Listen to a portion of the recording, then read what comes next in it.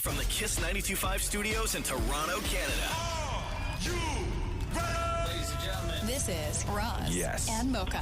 It's Roz and Mocha. What's going on? Hey guys, this is Bruno Mars. This is Selena Gomez. The Chainsmokers. Lady Gaga. Calvin Harris. Celestia Cara. This is Ed Sheeran. You're listening to my boys Roz and Mocha. Roz and Mocha. My boys Roz and Mocha. The Roz and Mocha Show.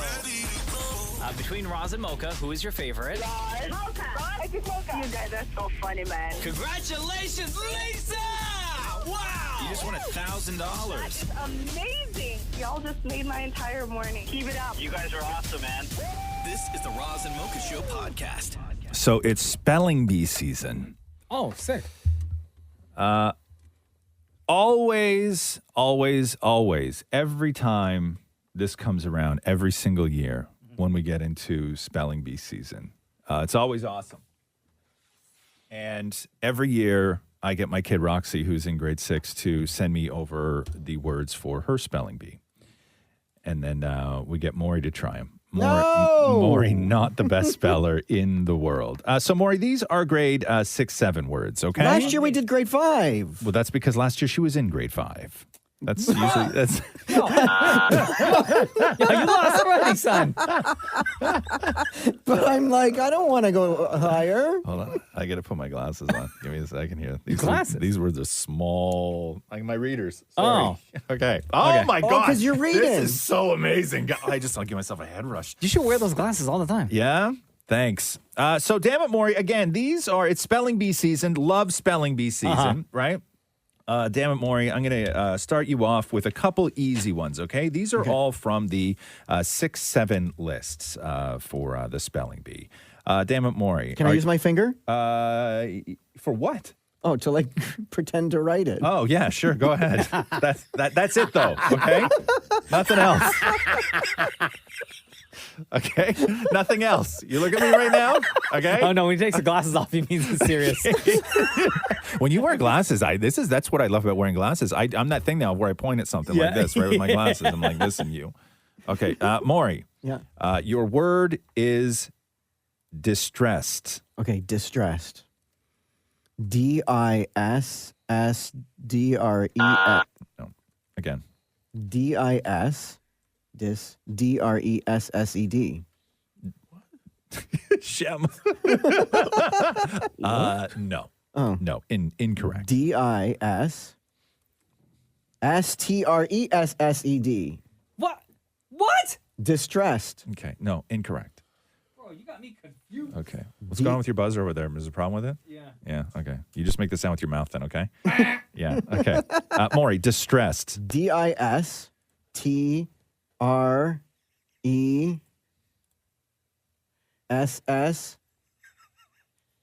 Yes, correct. Ding! Oh, wow. Ding, ding, ding, ding. We got there. Okay, Maury, your word is diaphoresis.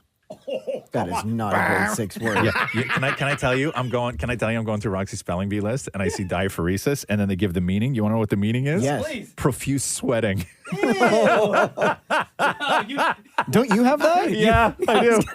You should not spell it. I just have my glasses on my microphone. This is a disaster in here. Okay, Maury, your word is diaphoresis. Dia, D-I-A, A-A.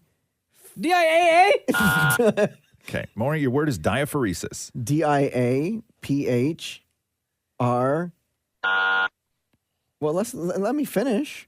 Why? You already got it wrong. Next. Try again. D-I-A, Dia, F-R, D-I-A, diaphoresis. D-R, D. Is it D? Do I get the D? Yeah. Okay. No, you never do. That's why you're using your finger. Stop it. Shut up, you children. Look what you've made me do. This is a children's spelling bee that we're doing right now, okay? Can you all just calm down? Okay, Maury, diaphoresis. One more time. D-I-A-H-F-R-E-E-Z-E-E. H. Zed? Zed. Diaphoresis. Diaphoresis. Can you spell it for him, please, Again, Roz? D-I-A-P-H-O-R-E-S-I-S. Diaphoresis. Maury, your word is palladium. Oh, okay. P-L-A-Y-D. P-L-P-L-P. A L P-A-D-I-A-O-U-M. I'm trying to beat the buzzer. P-A-L-L-A-D-I-U-M. U-M. Can you give him one more? Yeah, Just one Maury, your word is calamicious. Oh, no. Oh, no. Supercalamiscious. Okay. Which, by the way, the meaning is marked by disaster. Oh, like this. Okay, Maury, go ahead. Say it again. Calamicious. C-A-L-A-M-A-C-H. C-A-L. Cal-A-M-I-S.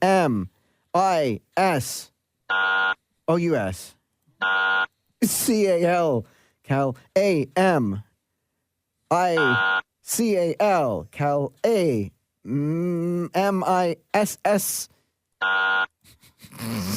Calamicious is the word calamicious. C-A-L. Cal-A. Cala-M. Calam-I-S. Okay, C-A-L-A-M-I-T-O-U-S. Calamicious. I missed a T. There you go. The Roz and Mocha Show podcast. So I'm watching Drew Barrymore. Mm-hmm. I love her show. She's so good. I've always loved Drew Barrymore. She's fun.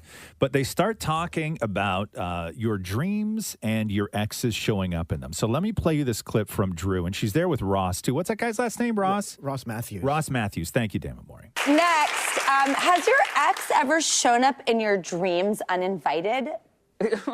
Well, the New York Times reports that experts say that just because they pop up into your dreams does not mean that you secretly want them back. There could be a million reasons for the cameo. The key is to analyze the dream and in the here and now from your current emotional state. Have you ever had a dream of an ex that made you go, ooh? I think that's the only place I'm getting action these days, Ross, is in my dreams. And every 6 months, I'll have the hottest dream and I'll be like, oh my God. Really? Right? Yes. Okay, so I don't remember my dreams. This is obviously too hurtful for Shem to talk about. Deepa doesn't have any exes. So I'll start with you, Mocha, and then Maury. Do you ever have dreams about your exes? No, because mine are always, like, I never have nice dreams. No, or right. like what you would consider normal dreams. Mine are always night terrors. So Right. they're horrific. Wouldn't that and fall under scary. night terror? No. But these are things that have to do with monsters and ghosts and demons and stuff like that, right? Scary situations. You never have a hot dream though? I've never had you've at never least had, at least I don't you remember. don't I only remember the super terrifying ones. Right, Maury? All the time. Exes in your dreams? All the time. Really? But what ex I treated also you well dream enough about to even guys shown that- up in your dream? What, sorry? What ex treated you well enough that you would want to dream about It's them? not a matter of you just remember the good times, or you also make up fantasies about the way it could have been. Oh, God. Jeez, you got a lot going on in those dreams, married. man. I also dream about guys I'm not with. So. But no exes, though, right? Oh, yes. No, yes. Yes. Now, when you have a dream about an ex, do you tell Matthew? Absolutely not. Oh. When was the last time? This past weekend. Really? And I needed a moment before standing up. Oh, my God.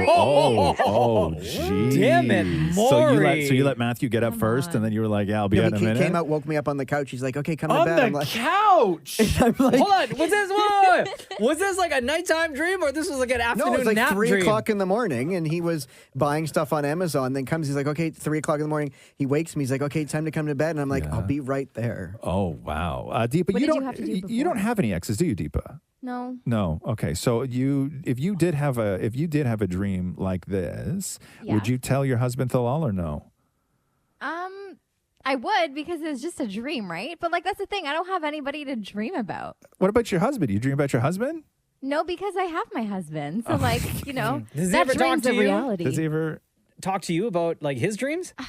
He, according to him, he doesn't really have dreams from what he remembers. Yeah, I don't either. I don't remember my dreams either. I'm with him. Yeah, I'm kind of like Mocha though. I get more night terrors and nightmares or dreams about my teeth falling out, and that's about the extent of. So what I guess that's a question. Is yeah. do your ex show up in your dreams? Ooh, and good one. and if so, do you tell your partner about it? Right? Mm-hmm. That seems risky to me. Why anybody would want to bring that into your life, being that honest? Nobody needs to be that honest. Yo, I had a real scary dream last night. I Yeah. know we don't have time. Nobody wants to hear about your scary No, dream. I want to hear about it. Nobody wants to hear about your scary dream. You didn't let me get into any details about mine. But Maury, We believe me, definitely don't need that. Maury, the fact that you needed to take a minute before you stood up is all the detail we need.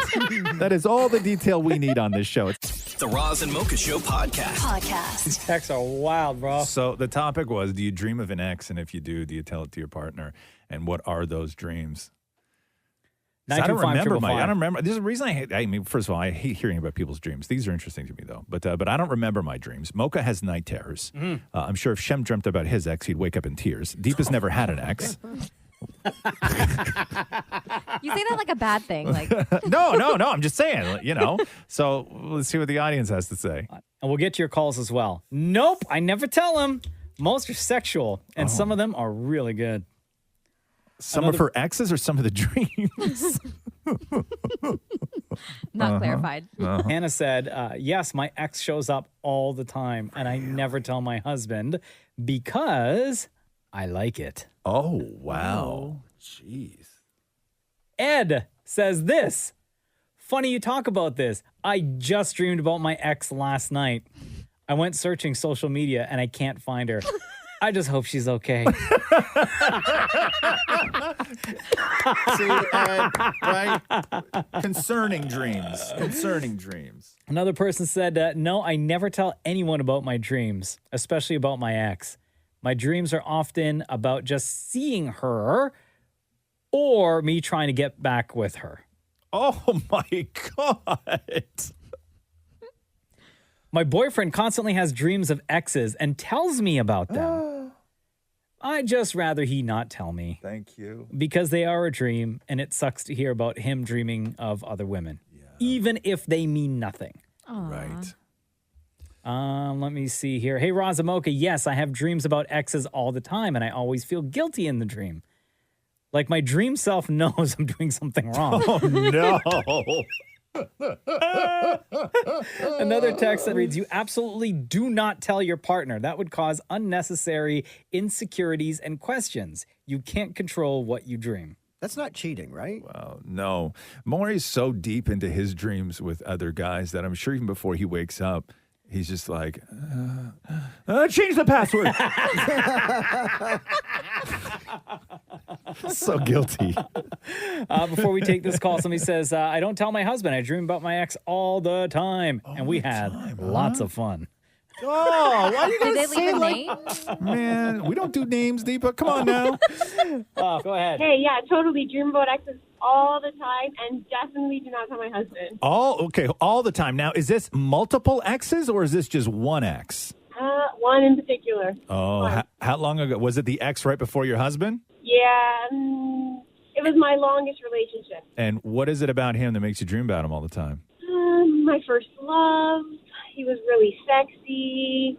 That's about it. Yeah. Uh-huh. And what do the dreams consist of? Like a romantic life together, a happy life together, or like other No, absolutely things? not. It's just like seeing each other, being like maybe some shirtless from his end, but nothing like super sexual or he's just there. That's And almost. then I wake up all flustered. Oh, wow. And then does does your husband ask you anything? Like, yo, why you why so you flustered? sweating? No, he doesn't ask me. Sometimes he'll be like, oh my God, I had the weirdest dream, so-and-so is in it. And sometimes I choose it's not worth it. Would he be upset if you said that you were constantly dreaming of your ex? Yeah, right? Yeah, probably. Yeah, Oh, definitely. damn. Definitely. Yeah. But would you be upset? Like, come on. Yeah. No, it's not all the time. I'd say like maybe once, and then what? Like once a month. It's almost worse that you guys aren't doing stuff in your dream and you're just looking at him shirtless and remembering the good times. It's almost worse. Wow, damn, Right? guys. You sound like you're getting flustered right now. Thanks so much for the A call. little bit. I'm blushing. Thanks, guys. Love you. I Have a good love day. you. too. Bye-bye. The Roz and Mocha Show podcast. Hands up right now in the room if anybody's seen the new season of Love is Blind. I have not. You have not. We watch it with Roxy. Well, I shouldn't say that. We watch all the stuff in the pods. As soon as they get out of the pods, we stop watching. Because the stuff in the pods is fun. Yeah. So Love is Blind on Netflix. Season 2 right now. Season 2. They get like 15 women, 15 men, and they date each other all of them, in two little pods, and there's a big wall in front of them, so they can't see it. Love is blind. So the idea is to fall in love with somebody without having seen what they look like and without letting physical appearance interfere with all sort of that stuff. Right. And it's a crazy show. Like, it's a wild, wild show. And there were two contestants on there, a guy named Shake. Oh, God, Okay. Shake. Lord. And Oh, God. Look at y'all. Okay. So a guy named Shake and a woman named Deepti. And they both realized that they were both Indian, but neither of them have ever dated another Indian before. So they discovered that within the pods. Shake was like, when I first came to this country, two things I saw for the first time: snow and blondes, and never went back. Oh, wow. Right? Yeah. Damn, So Shake. okay, but Shake it off, son. Okay, but he wound up, spoiler alert, like they sort of pseudo wind up together, right? Spoiler alert. What's her name? Deepa? Not Deepti. Deepti. Deepti, yeah. Okay. And he's like real handsy and stuff with her too, like real aggressive. Like nobody likes this guy. And they do in this show sort of what they do on Bachelor, which is a reunion show, right? Oh, okay. And the show is hosted by Vanessa Lachey and Nick Lachey, obviously. Yeah. I love that. Right? Okay. Yeah. Did I say that? Because I remember that was a big thing he does. in season 1. All the time. We would be like, Vanessa Lachey, and I'm obviously Nick Lachey. Yeah. So they still say it now? Always. Yeah, he does. Okay. That's like his thing. So things get heated. And when you're used to sort of the fireworks from like a Bachelor after the final rose of the Women Tell All, you're used to like a certain level. But when you are dealing with a show like Love is Blind on Netflix, things just go to a much higher level. Really? And so this in clip 1 is Vanessa Lachey tearing a strip off this Shake guy for the way that he treats women, because his whole thing was you're not supposed to judge. There's no physical appearances or anything supposed to be involved in this process, right? And everybody's there for the same reason. And his whole thing that he would say to all these women was, if we were at a music festival, would I be able to hold you on my shoulders? Yeah. No. He would says ask that them all that the time? question. He would ask them that question. Yeah.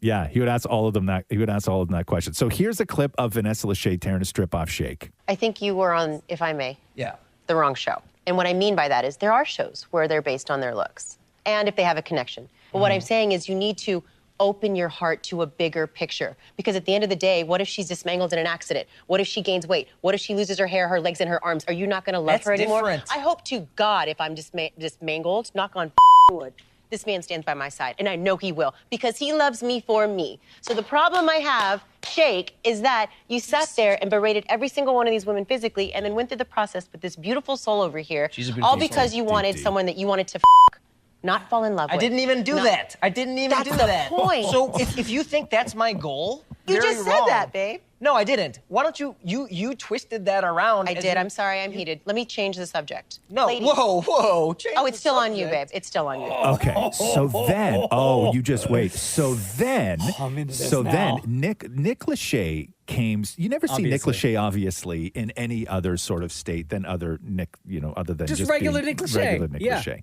Nick Lachey almost threw hands. No, almost he did not. threw hands. Oh yes, 98 degrees, Nick Lachey. Okay. Now my Nick Lachey. So remember that this Shake guy is so awful to all these people, right? And then Vanessa is sitting there tearing a strip off him. Nick Lachey is sitting beside Vanessa Lachey. Yeah. And listen to Shake. Listen, every woman here is beautiful. I think you're all beautiful. I'm not attracted to all of you. Unfortunately, the only one I'm attracted to is Vanessa. And and I wish I wasn't. The point is, it's not a choice. And I've done nothing but berate you this entire time. That's a messed up relationship. That's what I'm saying. I don't want to. So let's You don't be choose. better. You don't choose. It's nature, baby. We're animals.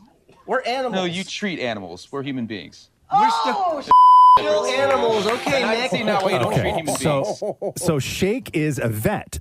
Yeah. And then Shake goes on social media and says, speaking of which, Nick Lachey, you are a massive blank for your comment dragging vets. Do you realize that becoming a veterinarian is considerably more difficult than becoming a human doctor? And he added, also consider learning how to be an impartial host before the season 3 reunion airs. Sorry I didn't play along with your narrative like the rest of these puppets. Say hi to Vanessa for me. Oh my God. Yo, 98 degrees can be coming for your ass, Shake. Wow. Right? So is he the most hated on this season? they've Like, is he always the most, got to or, be, yes. or the most Yeah. despicable? He's got to be the most despicable reality TV contestant that I've seen in a long, like universally despised Really? that I've seen in a long time. And I watch a lot of crappy TV. Let me tell you. So let me get this straight. So, this guy Shake Yeah. from season 2 of Love Is Blind. Yeah. So he's not with No, Deepti anymore. No, How long? Mocha. The entire time he was with Deepti, like after the pods, after they got to physically see each other, he would go around to all the guys and he'd be like, "Yo, I feel like I'm with my aunt." Like, you know, like he literally said that. Like, I feel like I'm with a family member, and she didn't really know the whole time, right? So how long did they last until? Did they last? Well, he till proposed to after the her. show. He proposed to her. Yeah, because that's the Yeah. only way to get out of the pods. So they lasted until, spoiler alert, the last episode, which is like the wedding, and then you can either say I do or I don't. And then Deepti was like, sorry, like I don't. Like this guy doesn't appreciate me for me. And everyone is like, yes, girl, Deepti. And I think she's the most followed person from that cast now because she was great. Oh, yeah, he did her dirty. Yeah, it was bad. Dirty. Good thing she stayed away. The Roz and Mocha Show podcast. Maury, fix your camera, man. What's going on with you? Fix your camera. Stare at the ceiling. Oh. There you go. How do you not know that? I see me. Yeah, but you don't look good. I don't like my belly on camera. It adds 10 pounds. Oh, is that what it is? Is that why you... Because when you... Okay, so we see Maury on... Teams. On Teams, right? And Maury and Shem are in another studio from where we are. And so I see my view of Maury is literally like neck up, and then the rest of the shot is ceiling. It's how I crop most of my photos But you for know, social. I think on your screen you could move that little box. No, he's full frame. I see the whole thing. Like you can move it though. On my screen, it's Roz and Shem full frame and me, a little tiny thing in the corner. Like life. Yeah, just like life. I could move Like in you life. around, Roz. I could move my view of you. If I Yeah. only want to see the wall, I can see the wall. I can see your face now. Yeah, but I don't want to. I Beautiful just want Maury to do it right. So you're self-conscious on here, huh, Maury? Because where I see my camera, it's right in front of my face. So I'm literally staring at my belly the whole day. So Maury doesn't actually look at Maury's camera's off to the side, and then Maury looks at a different computer to sort of when he's working, and so he sees a full profile of himself. The whole morning. So you see like belly and double chin and all that stuff, huh? Yeah, so I just Yeah. move it up a bit. So I'm like, The you see dry patch. Oh, stop it. For God's sakes. Yeah, I could see that. I think Zoom took Yeah. its toll on a lot of The people. camera adds 10 pounds. Yeah, and look at that. Now your boobs are getting hard and everything else, talking about it, all self-conscious. I'm the same. I'm I the know. same. Even in here, look, even in there, I know. we're still pulling on the I shirt. know. Don't- Why do you pull the shirt like that? More, nobody Sort of cares, stretch the man. fabric I so know, that but it- no more. Listen, man. It's like a sundress. I know. No one cares. And then I know. this. I know. Nobody cares though. Nobody cares. Nobody's gonna make you feel bad. The only person that's gonna make you feel bad is you. You don't have to worry about it. Just make sure your camera looks good and don't listen. First of all, stop sucking it in because you're gonna pass out in a couple minutes. Okay, just relax. Sit naturally, Relax. like as if you were Leaning home. all the way. As if you were home. Just like be relaxed in a relaxed state. As At home, I'm in comfortable my as you oversized can. pajamas. No. Please not if he was home. Shem, I'm You're bringing not some in the studio pajamas. with him. Yeah, PJs. yeah. Maury just leaned back and grabbed the tops of his jeans and pulled them up as far as they would go, trying to tuck in whatever's down there inside the jeans. Oh, buddy. You poor guy. So just don't worry about it. Is that why you put the camera like that? Is because you don't like the Always. look of yourself? Yeah. Man. I'm trying to. I mean, you have to stare at it the whole day, so I don't want to give you too much to look at. Listen, I don't care, man. Like, I don't care. Like, I've never once looked at you and went, ugh, I'm no longer attracted. You know what I mean? Like, I've never, like, it's, So what you're saying Maury's is, like, thank God. yeah. But, like, you know, it's not, we don't have that, like, nobody has that kind of relationship. You just have to be, like, on camera and funny. That's the only thing we ask of you, I think man. I'm like everyone else for the last 2 years. Of on these course you things. are. Of course you are. I had to do something yesterday where I had to stand. And so I had to redo all my camera stuff at home and stand. And my God, I was not happy with that shot. Oh, buddy, really? Not at all. So no. are they still using it, or did you ask them to? No, it was do just another for it was take? for something. I don't even know if it's going to be used or not for Oh, anything. okay. It was just something else I had to do. But I was just like, there was just no good way to do that. Yeah. Like we're all used to Zoom, where you can lean in, extend your neck a little bit, get rid of that double chin. You know, you look good. Use filters. Yeah, all that stuff. Everything. I don't use filters. I use good lighting. I go old school. Yeah. But standing, I didn't have any of those. I couldn't use the tricks. Like I couldn't do any of the things. And then my pants were too tight and I couldn't. And then I had my hand in my pocket for a little while, right? And then you're gonna love this, Maury. So I had my hand in my pocket because normally I wave my arms around like a mental patient when I'm like just talking, right? Yeah. But I had my hands in my pockets, and then so I took my hands out of my pockets at one point, and then all I saw looking back at me on my Zoom thing was because my pants were so tight, I had these giant lines that were engraved into the tops of my hands from where the tops of my pockets were hitting them, right? So tight. So tight. Pockets are so tight. So then I couldn't show the backs of my hands. So for the rest of the thing, I'm showing the palms of my hands while I talk. Oh, stop it. Right? Yeah. Have you thought of trying a girdle? I went from trying to look cool to looking like a crossing guard, Oh, right? Like it was just, so we're all there, Maury. We're all there, I think buddy. we need to try girdles. We're all there. Girdles. Or Spanx. Yeah. Spanx for guys? I know, but they don't have a hole for the bits though, right? Well, can't they cut around it? Cut around. God, you're going to get down there with scissors? I guess you can do it when you're not wearing them, right? The Roz and Mocha Show Podcast. Oh boy, it's going down tonight, Roz. What's going on? Get ready for it. 7:30 on CBC. Family Feud Canada. Love that show. You are going to see from the Roz and Mocha Show, Deepa Prashad and her family. Oh no. Yes. Who did you bring with you, Deepa? I brought my husband Thalal, my sister-in-law Thurfa, my aunt, and my brother Kimraj on the show. There we go. You didn't even ask your parents? I asked my parents, and my parents were like, heck to the no. We're not going on TV and embarrassing ourselves. Really? And your in-laws? Yeah, no. They didn't Everyone want- else was like super shy. So Really? but it was so much friggin' fun. Like Okay, no spoilers though. No spoilers. No spoilers. No spoilers. Okay. Okay. So I was able to get a clip Okay. of what you're going to see on Family Feud Canada tonight. Okay. With Deepa and her family. Yeah. And I don't know who, this other family that you're facing off against, Yeah. but it's like y'all never heard of the show before. Oh no. Both families. Oh What do you no. mean? What? Was this another celebrity family or a civilian family? What, you think we're a celebrity family? Yeah. Why do you think you were on there? Because we were like really good at our audition tape. Yeah. Okay. Okay, so Okay. here's what you'll see on Family Feud Canada tonight. Where at were you? 7:30. Where were you standing? At the front or at the back? I was a team lead. I was front. Okay. Yeah. Okay. Yeah. Okay. So it went you and then who and then run down the Bilal. line. Yeah. Sister-in-law, Yeah. aunt, and my Yeah. brother. Okay. Yeah. So this is going to happen tonight at 7:30 on CBC. Name something you do all the time that a billionaire probably hasn't done in years. Watch TV. Watch TV? You don't think they watch TV? Watch TV? Come on. Is that the law? I still think they watch TV. Michael? Play sports. What's wrong with you people? That's the other family. That's my answer. That was a good one. They own sports teams. You don't play them. Don't give him answers. You don't help him. Apparently billionaires don't play sports and they don't watch TV. Like LeBron James is still on a team. Name something you do all the time Listen. that a billionaire probably hasn't done in years. Take a vacation. You poor billionaires. I'm sure you haven't done this in years. Why don't you take a little vacation? You poor thing. Oh, come on. That's all they do.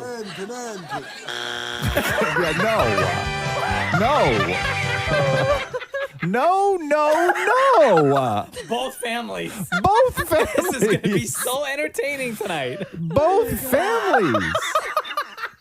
But do you know the funny part is like they tell you even if your family gives a stupid answer, you Yeah. have to say good answer. Oh, no, really? Oh, no. Oh, Yeah. Deepa.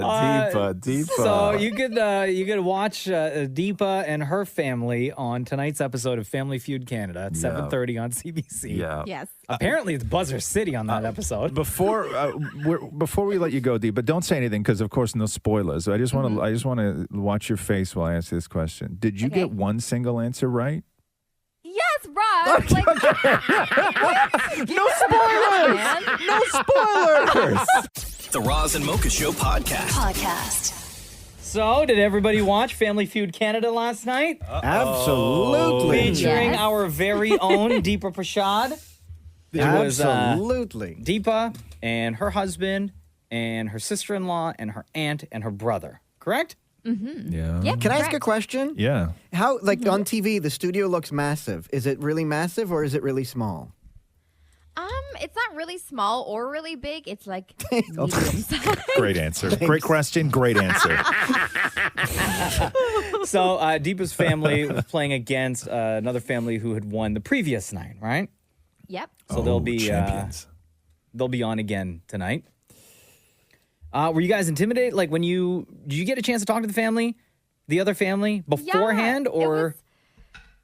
We did, and it was really sweet because Kate, one of the ladies on the other team, she came up to me and she's like, "Oh my God, I follow you on Instagram." Oh, for real? Food videos. And you're like, I'm going to crush It you. was so sweet. No, I was like, thank you. May the best team win. And it wasn't us. Let me just tell you that. Spoiler alert! Deepa! Oh, sorry. Well, We the had a whole episode thing. aired already. I know. We had a whole thing we were going to do. I didn't watch it. Roz didn't watch it. That's why I That's didn't want fine. to say No, anything. it's fine. It's fine. Believe me. Spoil away. Spoil away. So I like to know where we're going with this. I know. Okay, so if we're spoiling it anyway. Yes. Halfway through the game, Deepa's family was leading. Oh, no. Yeah. You blew it? And then the other family came through with the steal. Okay. And then came in the clutch and just completely destroyed. Okay. Play me you some guys. stuff here. Play me some stuff. Give me Deepa. Give me Raphael. All right. Good luck to both families. We surveyed 100 Canadians. Top 7 answers on the board. Fill in the blank. The good news is I'm vacationing on the moon. The bad news is the resort has no blank. Raph. Alcohol. Alcohol. Oh. Wow. Deepa? No Wi-Fi. Wi-Fi. Good answer. Look at Deepa right now. She's cheering for herself. I know. They're going to play. Okay. It's a good answer. Was it the number one answer? No, it's not. It was number So we 3. actually went to middle school together. Wow. But we went to different high schools, so didn't talk for a while. Our senior year asked her to go to prom with me, and she gave me the good old, my dad won't let me. Okay, that was true, though. I tell my daughters they can't do that. Fair, but I got rejected, and then a couple of years later. Unless they're really good looking. No, I'm kidding. But yeah, and then a couple of years later, we hit it off again, and then now we've been married for a couple months. Nice. Fill in the blank. The good news is I'm vacationing on the moon. The bad news is the resort has no blank. I get thirsty a lot, so I'm going to say water. Water. Oh, No water. good one. Good one.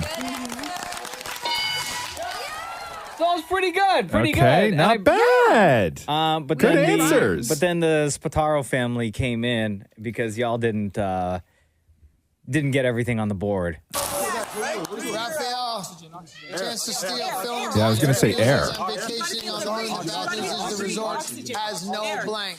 We're going to Air. go with oxygen. No oxygen. What's up there? You're on the board first. No oxygen.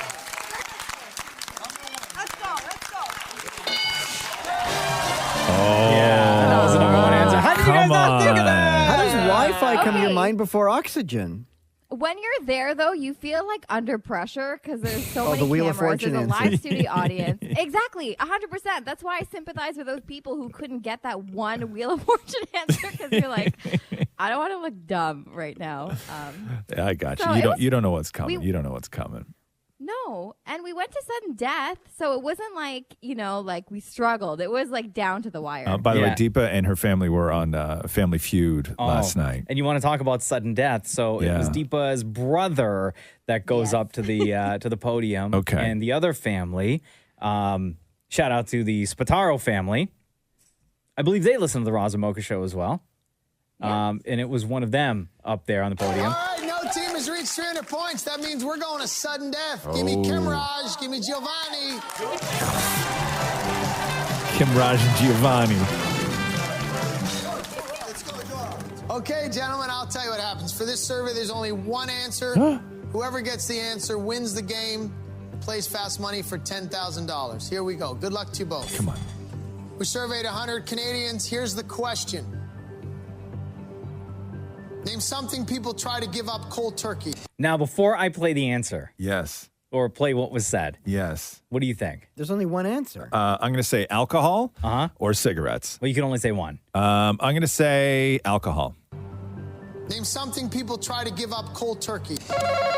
Smoking. And you even did that for me. Smoking. Yeah. Smoking for the win. There you go. Yeah. Yeah, that's an easy I would one. have said alcohol too. Yeah. Really? But you don't quit we would've lost. alcohol cold turkey. Yeah, you can. Yeah, you can. I thought you just go Yeah, like, dry just for stop alcohol. drinking. That's the same thing. Oh, but to me, I would assume cigarettes.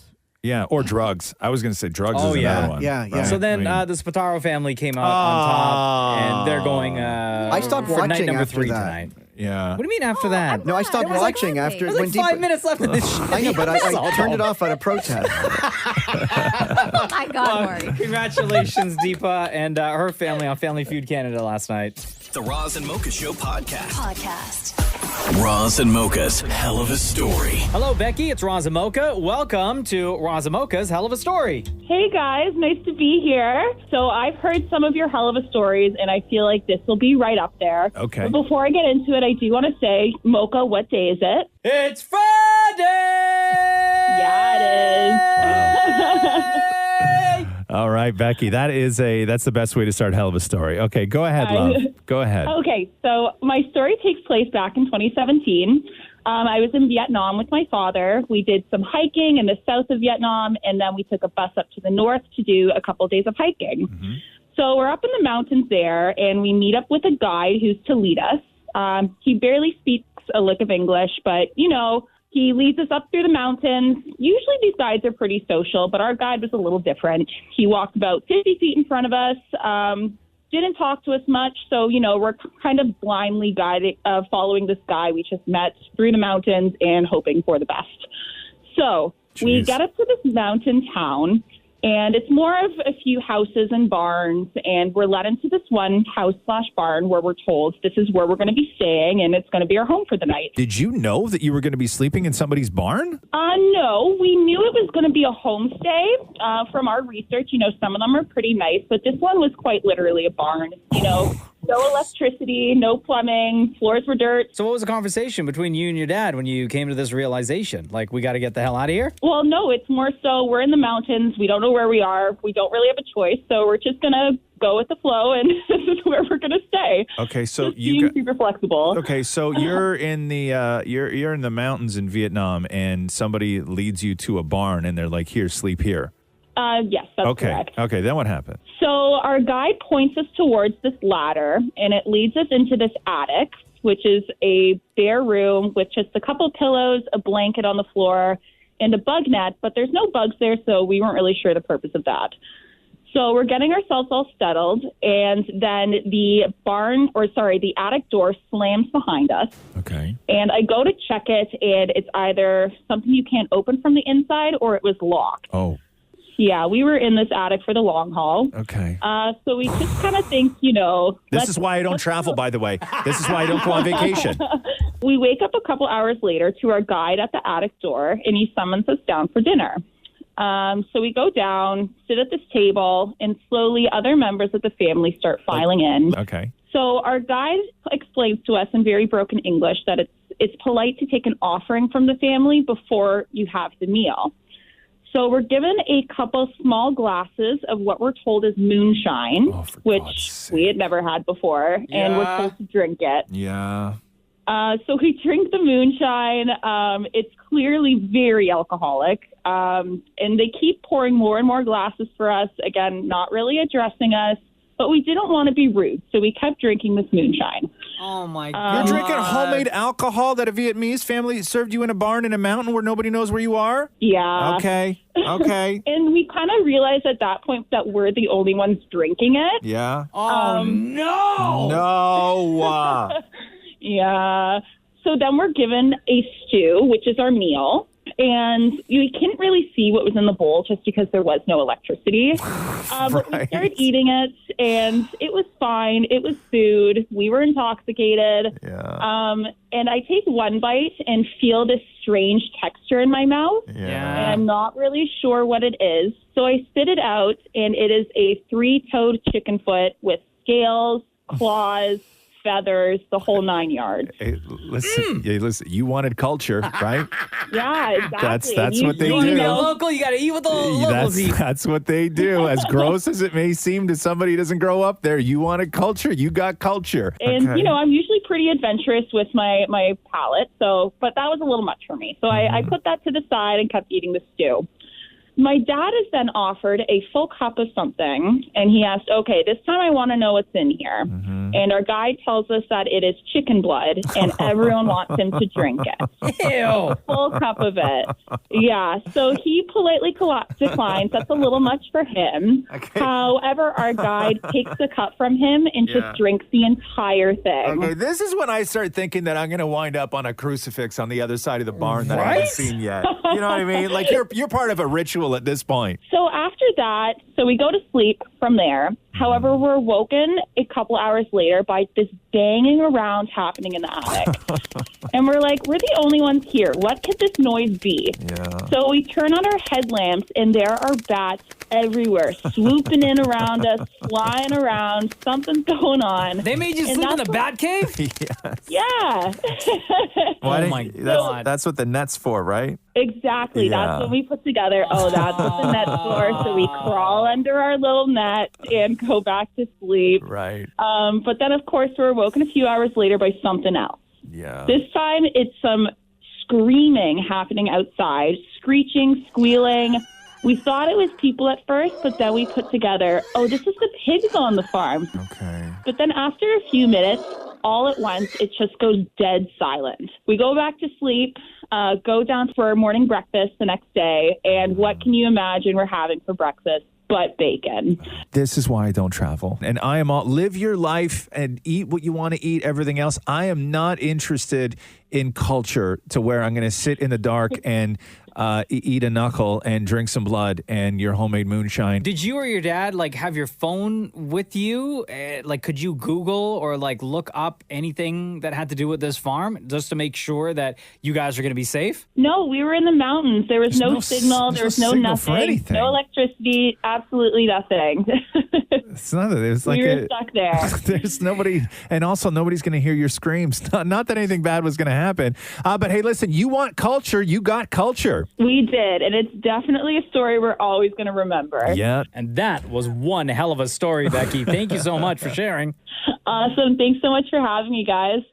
The Roz and Mocha Show podcast. So this wild story, this mom in Minnesota, when her son was 12, she said, hey, listen, if you stay off social media until you're 18, I will give you $1,800. And she asked this to a 12-year-old. So fast forward, the kid is now 18 and collected. Hello, Lorna. How are you? It's Roz and Mocha. Doing great. How are you? Really, good. Really great. So where did you get this idea? What was the moment where you were you looked at your son and said, hey, listen, you're 12 years old, social media, it's not something I want you messing around with. So why don't we say $1,800 if you can wait till you're 18 with no social media? Where did the idea come from? What was the moment? I wish I could credit the correct person, but I was in the car actually listening to a radio show, and somebody was doing a 16 for 16 challenge, $1,600 for 16 years. And that's kind of when I was like, I wonder if something like this might work for Seaver. And I literally walked right into the house and pitched it to him. And what was his reaction right away? Well, his reaction was, that's so much money. Of course I'll do it. Yeah, any 12-year-old, that's a ton of money to a 12-year-old. So at what point then did it sort of all become real? Because obviously a 12-year-old is going to agree to $1,800 because it's more money in the world than they've ever seen. But at what age for him did it become sort of problematic where maybe he started thinking that he was missing out on something? I don't know that I would say it ever became problematic. Really? One major advantage we had is that Seaver didn't have any social media when we started this. So I wasn't asking him to give something up. He was just holding off on starting. There was definitely times he felt out of the loop. There was times, I would say probably upper high school, 10th and 11th grade, when he started to meet new people, or he'd be at athletic events and felt like he would like to make connections, and kids felt like they didn't know what to do if you didn't have Snapchat. They didn't know how you'd ever stay in touch. So those times he kind of wavered, but he's very competitive, was very committed to beating me, and really just saw it through. Now, does he have any siblings, older siblings? He does. He has 3 older sisters. They're 5, 6, and 7 years older than he is. Oh, okay. So did any of them have social media? Oh, yeah. Yes. Okay. Yes. So it was definitely, he was surrounded by it, both at school and at home. What was their reaction to him potentially getting $1,800 for being off of social media until he turns 18? Well, they thought he was lucky. They're like, oh, the baby gets everything, so he gets money. Now, was the rule he couldn't have social media? Like, he couldn't go on there, he couldn't post anything? Like, if one of his sisters was like, oh, dude, I got to show you this hilarious thing that I just saw on TikTok. Like, was there any leeway? He absolutely. Yes, he looked at it, and he would go to school, and his friends would say, "Have you seen this?" And he'd be like, "No." Okay. And they'd fill him in. And really, now it sounds like this big formal challenge. I've had parents asking me to send them the parameters of the challenge. And I'm like, no, this was like a conversation in our kitchen with the goal of maybe just holding him off, for a little bit of time. Was this entirely based off the honor system, or were you checking his phone regularly? It was totally based on the honor system. He also knew that he could quit anytime he wanted. I mean, there was a couple times we discussed it, and he went back and forth on whether he should start, and he decided not to. So, yeah, I certainly trust him. A lot of people have said, oh, I'm sure he had secret accounts, but I know he didn't. So. Because, like, what girl wants to, like, when you're at that age and you start, like, flirting and stuff like this, when you meet somebody, the first thing you do is they go looking for you on social. And, like, if you're 17, 18 with no social, you look like a killer. Like, what you trying to hide, bro? Who you hiding from? Well, right? that has crossed our mind a couple of times. Oh, no. Lorna, is Seaver... Yeah, he's right here. Is Seaver there? Yeah, can we talk to him? Yeah, absolutely. Hey, what's up? Yo, what up, Moneybags? How are you? What was your plan initially for the money when you were younger? What did you want to do with it? Oh, well, yeah, I had no concept of money at 12 years old. So I was like, well, I think I'm all set up. We'll diversify a little bit. We'll get a house, get a car. We'll be up. Yeah. So I thought, yeah, for sure. And I was like, all right, we'll be set for a while here. I might be able to take a gap year. Maybe go travel. Travel world. So you made it to 18, Seaver. You have $1,800. What did you end up doing with the money, or do you still have it saved? I still haven't saved yet. I'm not super sure what I'm going to do with it. One of my sisters wants me to invest it all, but that doesn't sound like a ton of fun. I mean, I spent 6 years on this. I'm gonna buy something. So wait, are you on social media now? Like, once the terms of the agreement ended, did you then go and sign up for everything? Not everything, but I'm definitely on it now. Yeah, that was the first thing I did on my 18th birthday. Oh, okay. What was the first one? What did you sign up for first? Instagram. I got Instagram and Snapchat was at like the same time. Okay, so Instagram. So now you know what it's like. Like, are you DMing people and stuff like this now on Instagram? Am I DMing people? Do you know how? No, not really. You're not DMing people? I do know how now. I've kind of figured it out. There's definitely a learning curve, all right? A lot of my friends can kind of fly through this stuff. It takes me a little bit to find the right icons, so. You're like me, bro. I'm 47. I'm better at Instagram. You know what I mean? That's sadly true, probably. So what are the conversations like, or what were they like between the ages of 12 and 18 with your friends who then found out that you were not on social and $1,800 was up for grabs by the time you turned 18? So they all thought it was cool right away, right? So, I mean, a bunch of other 12-year-olds are like, oh, awesome. You're like, yeah, that sounds great.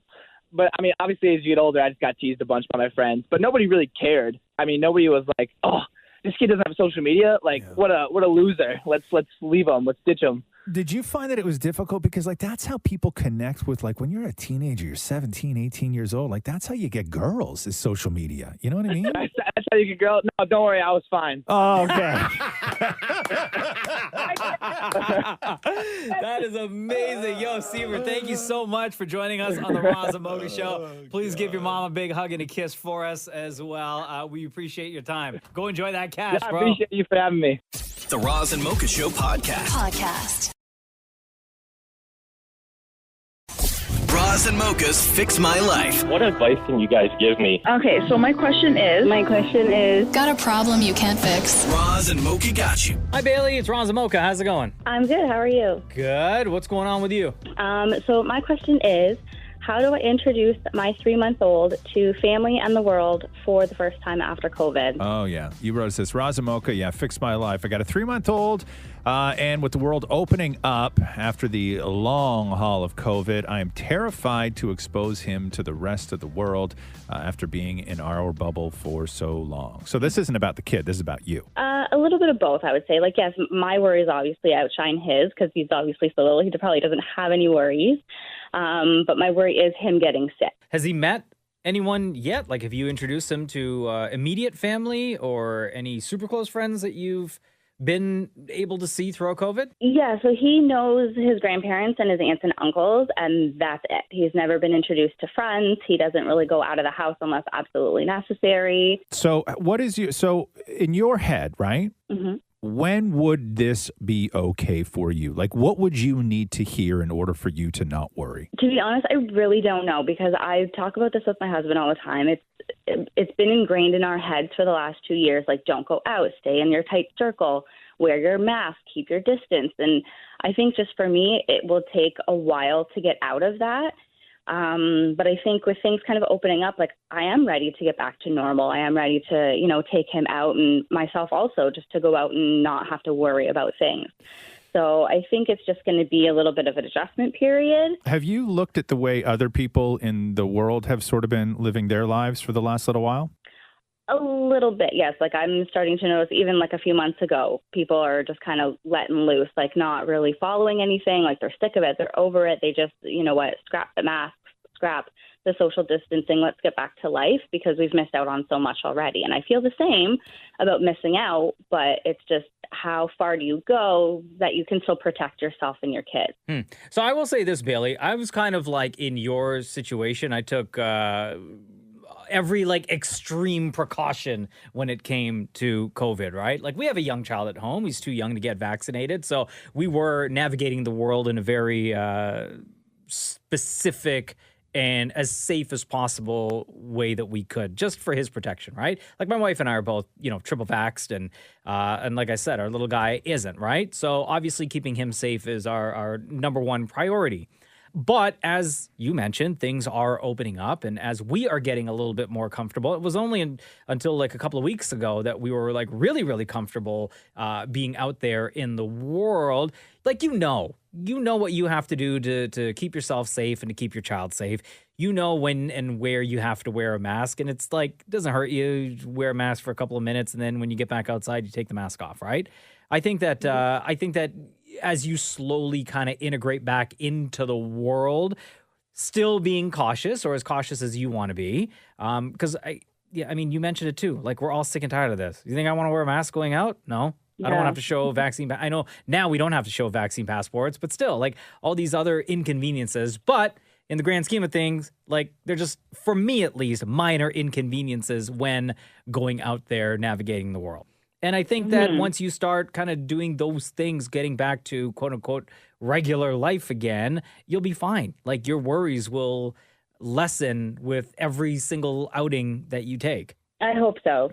I think that what I saw anyway during COVID was people who didn't have infants, right? The smart way to sort of deal with COVID without losing your sanity was to just live your life as if you did have an infant, which was make sure you're clean. Don't let dirty people touch your things. Don't make stupid mistakes.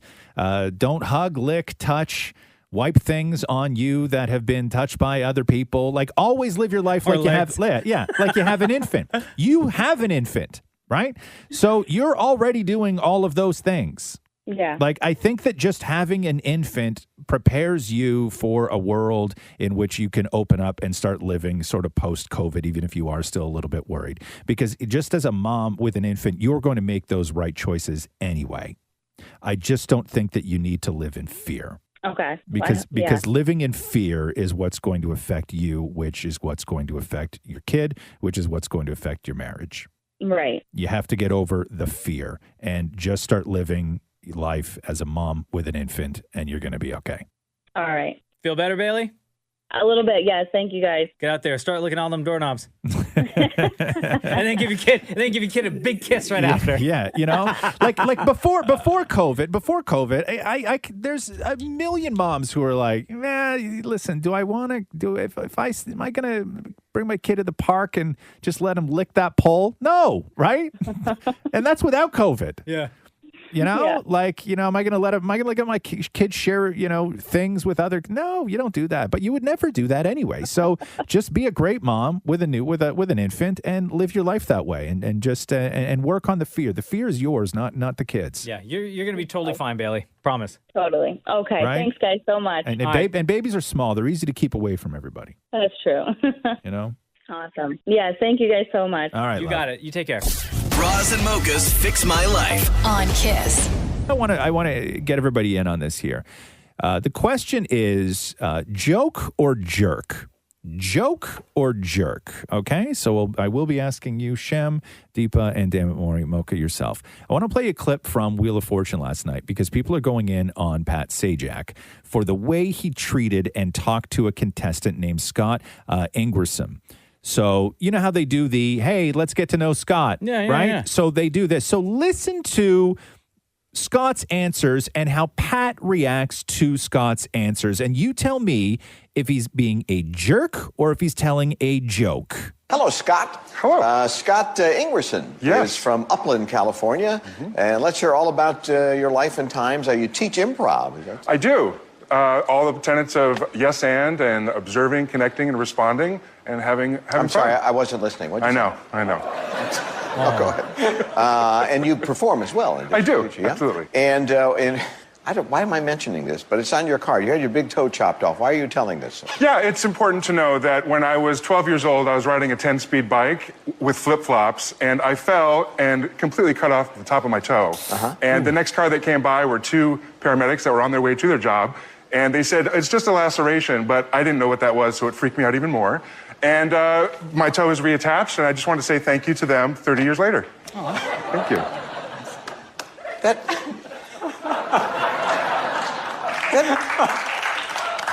That may have been the most pointless story ever told. Great, I'll and take you it. told it, Scott. Congratulations to you. Okay. So the question is, was he making a joke about the point of his toe and being pointless? So I will ask you, Mocha, joke or jerk? I'm going to say jerk. Jerk. I will ask you, Shem, joke or jerk? Yo, he's a jerk. Okay. Maury Sherman, joke or jerk? Two jokes in there. One, he's being a teacher, so Pat wasn't paying attention. Just Two, joke or jerk, man. Joke or jerk? Cool. Joke. Okay. Deepa? Jerk for Jerk. sure. Okay, Maury, Yeah. explain the joke there then. There were two jokes. One, he was talking in the beginning about being a teacher of improv. So Pat was saying he wasn't paying attention because students don't pay attention. The second one is the most pointless story because he lost the tip of his toe. If you watch Wheel of Fortune religiously, Pat does puns all the time. But also, Pat is a huge jerk. No, he's funny. He's very funny. Pat Sajak is a what's your notorious answer, jerk. Roz? Oh, absolute jerk. Yeah, thank you. Yeah, even if it was a joke, it seemed very punching down, even if it was a joke. Completely. Compared to, he just wanted to literally thank the paramedics that sewed his toe back on, right? Yeah. And I know that that's a weird story, and you're like, well, what do I do with that? I got to make a joke. But if it was a joke, it was a terrible joke. But I am 100% going with jerk. Here, this text that we just got. Yes. 925-555. I watched that, and I felt like that was so inappropriate to say. It was definitely a jerk move. Right. Okay. Well, we are... I found it very funny. Of course you did. The Roz and Mocha Show podcast. Hello, it's Roz and Mocha. What's your name? Alasia. Alasia? Yes. Yeah? Okay, Yeah. cool. What's going on? Nothing. I was just wanted to say thank you for having a show. You guys are amazing. Oh, thank you. How long have you been listening to the Roz and Mocha Show for? Since I was 12, so 2011. Oh, wow. Damn, so you've been with us from time. That's crazy. Yeah. How old are you now? Yeah. I'm 20. I'm turning 23 in a couple of days. Damn. That's All a lot. right. That's a lot of life, huh? Yeah. So you went all through high school with us. And what's your life like now? I'm living by myself. I'm working. I've been listening to you guys all the time, and like you guys, I work every single day, and you guys are always on the road with me. So like, it's amazing. How are you able to live on your own at such a young age? I've just been working a lot. First, I wasn't. It was really hard. I mean, like I was working throughout my first year of college, throughout my second year, and I took a couple of years off, and then like now I'm kind of all set, and I'm just working by myself, so I'm living by myself. Man, being 22 and having the responsibility of living on your own and managing bills and everything else that comes with all of that, it's crazy. It makes you grow up fast, huh? Yeah, definitely. I mean, I had to. I had 5 other siblings, so I had to. What was the I love having this conversation with people who are young and living on their own, because there's some real big eye-opening realizations that happen when you're young and you're not living with your folks anymore, where you didn't know how things either worked or how expensive certain things were. Like I remember we talked to that one person who realized when she moved out just how expensive cheese was. Right? Because cheese was just always something that was in the fridge. Yeah. But when you actually start go shopping for cheese is very expensive. And you don't know it when you live at home, because when you live with your folks, you're not the one buying cheese. Yeah. Right? It's only when you start living on your own. What were some of the realizations that you had when you started living on your own? So when I got here, it was kind of pretty easy because my parents were having a lot of troubles with money. So I just started going out with my mom, getting groceries with her. And then like when I got here for college, it was when I had to like survive on ramen noodles for like a full month. Oh, yeah. Before I was like, yeah, this is going to be a little harder. And then I started with 1 job and then 2 jobs. And I was like, okay, well, I have to find out like something that I actually really like. And when I did, I realized going through school for it wasn't like actually it. And now I'm actually doing something else, which I actually completely love, which is amazing. Yeah. But it was when I had to like survive for like a full like 3 couple of months with ramen. Just on ramen. I remember, I always go back. So I was your age when I moved out for the first time. I was 22 years old. Yeah. And I actually left the province. I moved like from Ontario to Calgary. Oh, God. And I'd say this all the time. So I went and I didn't know anybody, right? Not a person. No family, no friends, nothing. I went there strictly for work. And in an effort to save as much money, because I needed to figure out what my monthly expenses were going to be, right? Because from the time I accepted the job till I moved there was like a matter of weeks, right? Yep. So I went 6 months without having TV and internet. Oh God. I didn't buy any furniture. Like I had no couch. Right. I had 1 chair from IKEA from like my parents' place. Right. It was like a single like lounge chair that I had. I had 1 lamp. Right. I remember somebody at work had like a friend that was getting rid of their kitchen table and chairs. Yeah. But it wasn't like a full set. It was like a table and a chair and like 2 chairs. 2 chairs. But the 2 chairs didn't match, and it was like $40. Right. Oh my God. So, it was that. And like the building that I lived in, the washer and dryer sucked. Right. So I had to walk like 5 or 6 blocks to get to the laundromat just to do my own laundry. If I walked into somebody's apartment and there was no sofa, only a chair in the middle of the room, I would be convinced in that moment that I was about to be interrogated. And 1 lamp. You know what I mean? The 1 lamp. Exactly. No TV, 1 lamp, and a chair in the middle of the room. Yeah. Right? What's the code? Yeah. You know, I'm if I'm leaving without my fingernails at that point. That was the worst. Anyway, listen, we want to thank you so much for spending the amount of time that you've spent with the Roz and Mocha Show. You have no idea how much it means to us. And thank you for reaching out. Before we let you go, between Roz and Mocha, who's your favorite? Mocha. Oh. Easy. Said with conviction. Thank you. Go. Oh, yeah, definitely from the beginning. I mean, I love you too, Roz, but like, it's okay, that's fine. That's fine. That's fine. Have a good day, girl. Have a good one. Okay, bye-bye. Bye. The Roz and Mocha Show podcast. Let me ask you a breakfast food question here. Ooh, yes. Okay, so they were talking to people, and 31% of people said that they would give up dinner to have second breakfast instead. So meaning, and not just like at the time of day, but the food, right? So they would give up what would be considered to be a dinner food to instead have breakfast food at Forever? that time. No, just like in a day. I'm telling you, eggs taste way better at night. Yeah. I love a good eggs and bacon at night. But I have to give up dinner though? No. It's just like, Jesus, it's just if you had the choice. No, dinner food though. Just for a day. For a day? Oh yeah, fine. Sure. Yeah. A day. You would, huh? What about forever? Not forever. Not no. forever? No. No? Absolutely No, not. because Because too much of a good thing is a bad thing. Well, no, but because I think a huge part of this is that there's a lot of people who prefer sweet to savory. Sure. And when you ask the sweet people this question, they would be like, hell yeah, would I rather have roast chicken or pancakes and maple syrup? Yeah. They're going to choose pancakes and maple Of syrup, course, of course, right? As yeah. opposed to something It's a little bit more indulgent. Yes. Right? So when Especially you say at the end of the breakfast, day. you mean like anything of your choosing, whether it's cereal, bacon, eggs, or pancakes. Traditionally like a breakfasty type food. Yeah. Where I'm the opposite. I would, if I started to eat breakfast, I would much prefer to have leftovers from the dinner the night before as my breakfast. Oh, I've done that before. As opposed to breakfast food Yes. because I don't like sweet. Yeah. I don't like pancakes. I don't like waffles. I like eggs, but bacon, but I don't want any of the other stuff. Like when I go for brunch, if I go for brunch, like if we're ever out doing a thing, whatever it is, or even like you're on vacation, this kind of stuff. Yeah. Man, when they serve my breakfast and there's fruit on the side of it, I laugh to myself. Why? Because that is never going in my body. Real fruit? No, I will never have bacon, eggs, and fruit. Dude, Really? but the never. fruit is healthy. There's antioxidants. Never. You just have the fruit afterwards. No, never. No, because then the last thing I taste is something sweet.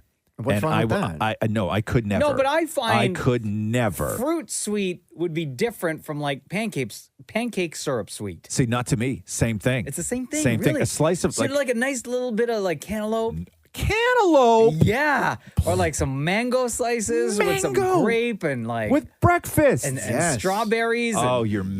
Blackberries and blueberries. You are mad. Oh man, yo, fruit You medley? are mad. Dog, I'm hook me up. gonna have a nice piece of toast dipped in a runny egg. Yes. Throw half piece of bacon on top Oh, of that. talk throw to me. that in my mouth, and then put cantaloupe in there. Yes. Hell no. Not at the same time. After No. you finish. Hell no. After you finish everything else, like the Nope. bacon and the this and then that, right? No. After you finish all that, No chance. then you have your fruits. No, because that's then the last thing that you ate. Yeah, but that's why Right? it's there. It's designed to sort of give you a little sweet, a little dessert, and then you go on with your day. Cannot do it. I'll like push it right off. Like No, you won't. I won't Oh, that's even. so rude. So I won't even leave it on the plate. Like if I get a coffee that has a Yeah. saucer underneath it, or there's a bowl that has something in it, or the little plate that the toast comes on. Yeah. Right. I take the toast off. I put the toast on my main plate. I take all that fruit and I Yeah. scrape it off.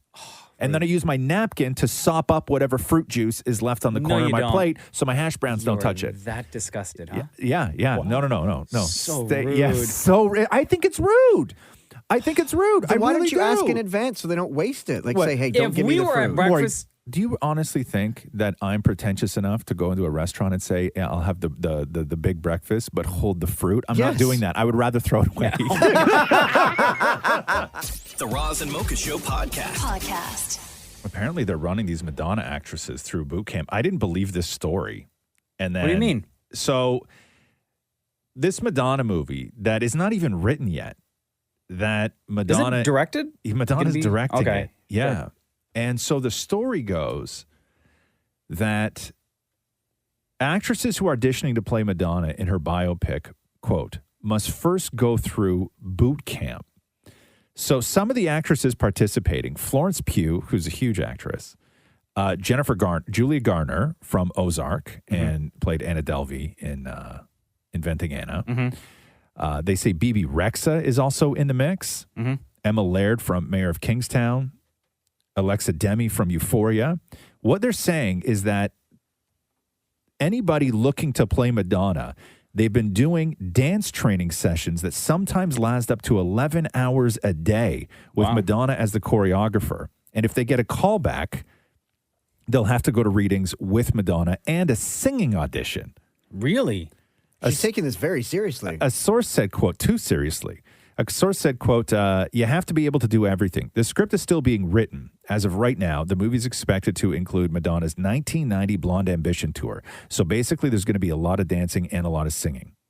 Well, Bebe Rexha right there. And Madonna said last year, that a bunch of people have tried to write movies about her, and they're always men. So that's why she went with, I think she was working with Dakota, what's that? Diablo Cody? Diablo Cody. Yeah, that's who it was. If you look up Evan Rachel Wood, she's starring as Madonna in the Weird Al movie that's being filmed right now. Yeah. She looks, because they posted a picture of her as Madonna. Yeah. Who? Evan Rachel Wood. And if Madonna sees that, she may scrap everyone else and go with Evan Rachel Wood. But does this not a little, like with the whole singing thing, like I understand when some people play famous singers, like there was the remarkable one was when Val Kilmer played Jim Morrison from The Doors, and he sang every word in that movie. Oh, did he really? I didn't know that. Movie. Yeah, and he sounded just like him too. But I don't think that you need to be able to sing. But Madonna like, is incredibly incredibly active, and I guess she wants somebody. Stuff you have to be able to sing. That to me is a bit like of an her. overstep. I say as good as her. Well, which again isn't much, right? Hey, no, you know what I mean. Madonna's not Adele. No, but you got to sing as good as her. Fair enough. I don't know. But that's crazy to me that the script isn't even written yet, and they're going through 11-hour training sessions to just get a chance to read with Madonna for the And part. at that point, you're not even guaranteed to get the job. Do you get like paid for that, or is that just like free No, training? I think that's they're all not paying part. them That's for your anything. time. They're not paying them for Like anything. you want Yeah. that gig? Yeah, man. And even still, they're not going to make a lot of money for this movie. No, whoever winds up being Madonna is not going to make a lot for this movie. No, like way less than $1 million. Way less than $1 million. I was reading Robert Pattinson only made $2 million for The Batman. No, Really? yeah. There's no and they're way. estimating Yeah. that movie's going to be like what they said opening weekend, like 150 mil. Yeah, that's what Profit? that's what I heard. That's what I heard. I don't know if That that's, doesn't seem fair. But we've gone through this before, where it is shocking how little some stars make in movies, and because it's when it's their first, right? I'm But not this saying. isn't his first, but he's an established actor. but it's his first Batman movie. But Robert Pattinson is not a big money guy.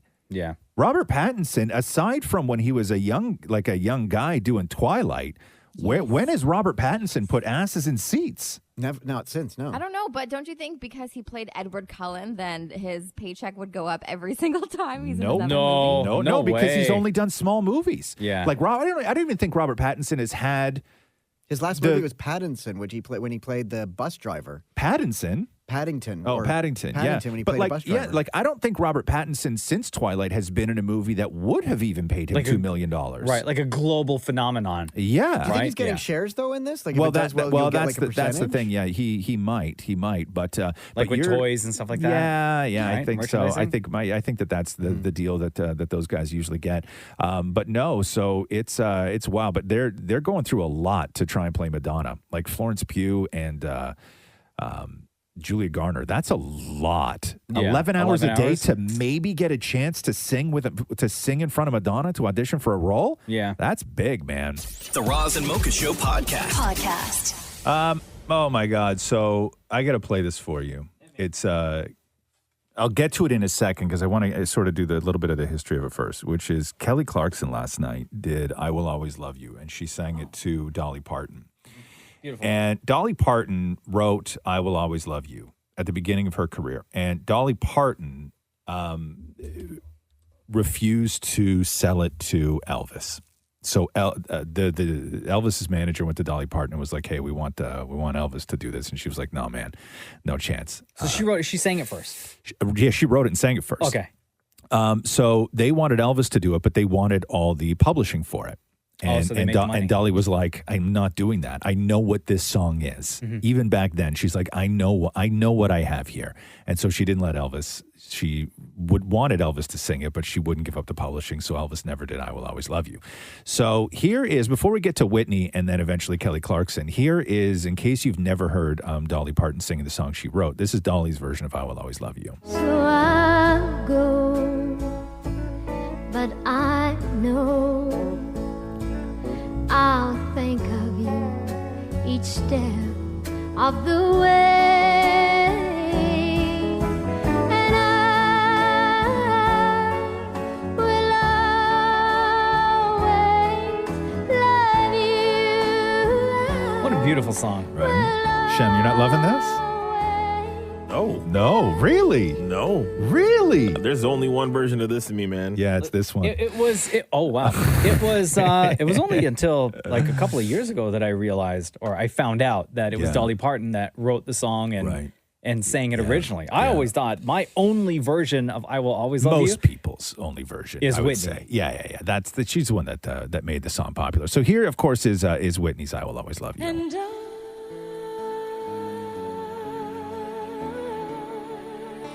will always love you. Oh, so good. Right. Man, goosebumps. Will always love you. And every couple of seasons of American Idol, you'll always have someone, or even Got Talent. Yeah. You'll always have someone try to tackle this song, right? And so My darling, you. Kelly Clarkson last night at the 57th Academy of Country Music Awards, Dolly was hosting, and Kelly Clarkson comes out and does this. And you always forget, like Kelly Clarkson can sing, right? Oh, yeah, But of you course. always forget how good Kelly Clarkson is. Like, you know she's good, but then you hear like Kelly Clarkson do something like this. And I wish you joy. Oh, damn, preach. And happiness. Look at the look on Shell's Right? face. But above all this, I wish you love. Oh, here we go.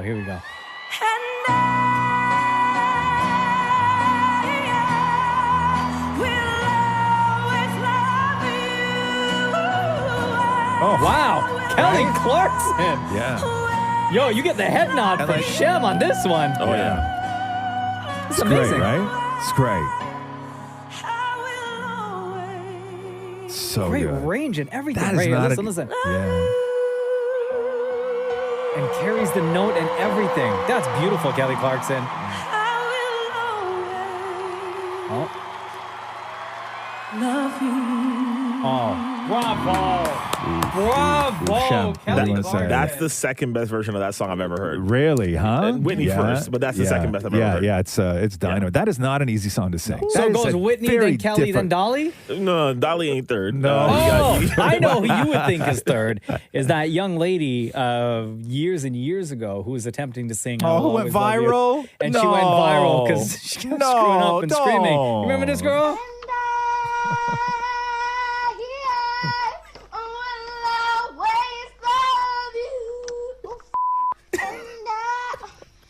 Yo, look at Deepa. Deepa, have you ever heard this before? Yes, Yeah. I used to watch this in replay all the Oh, time. yeah, okay, thank you.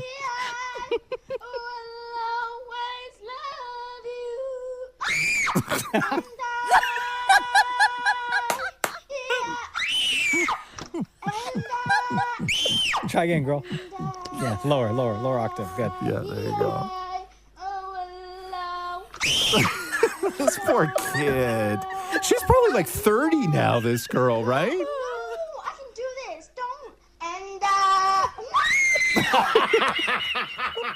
Come on.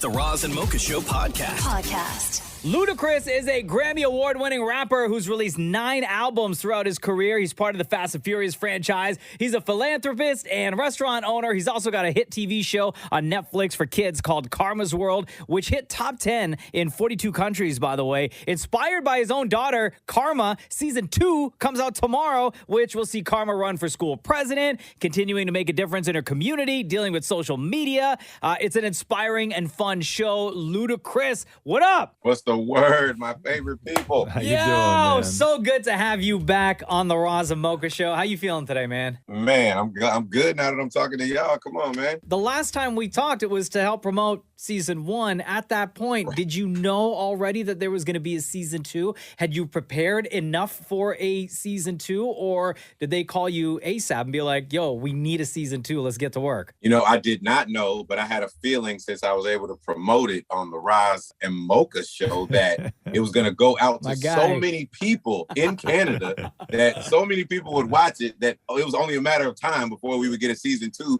because we were able to promote it to this huge audience and this following that this morning show happens to have. Well, I don't know if you know, Luda, but shortly after the season 1 dropped, it was trending like crazy. It was like on the front page of Netflix, like day 1. Man, it's my job to keep up with those type of statistics, and I'm extremely humbled and happy that happened. But honestly, man, I couldn't be more proud and I couldn't be more just ecstatic that we are going to drop this season 2 on Netflix, and for all the support from everybody in Canada that has been checking this show out, man. I mean, we talked about this before. It took me over 13 years to do it. So I guess all the hard work is finally paying off and people are really loving the show. Yeah, I was going to ask you that. You've done a lot of stuff from the heart. You've put yourself in a lot of projects, whether it's music or movies, anything else. But this one just seems like it hits different for you. It does hit different, especially when you get the good news just recently that I can announce on your show right now that we have a Mattel doll coming out this summer because of the overwhelming support. Yes! Yo, that is amazing. How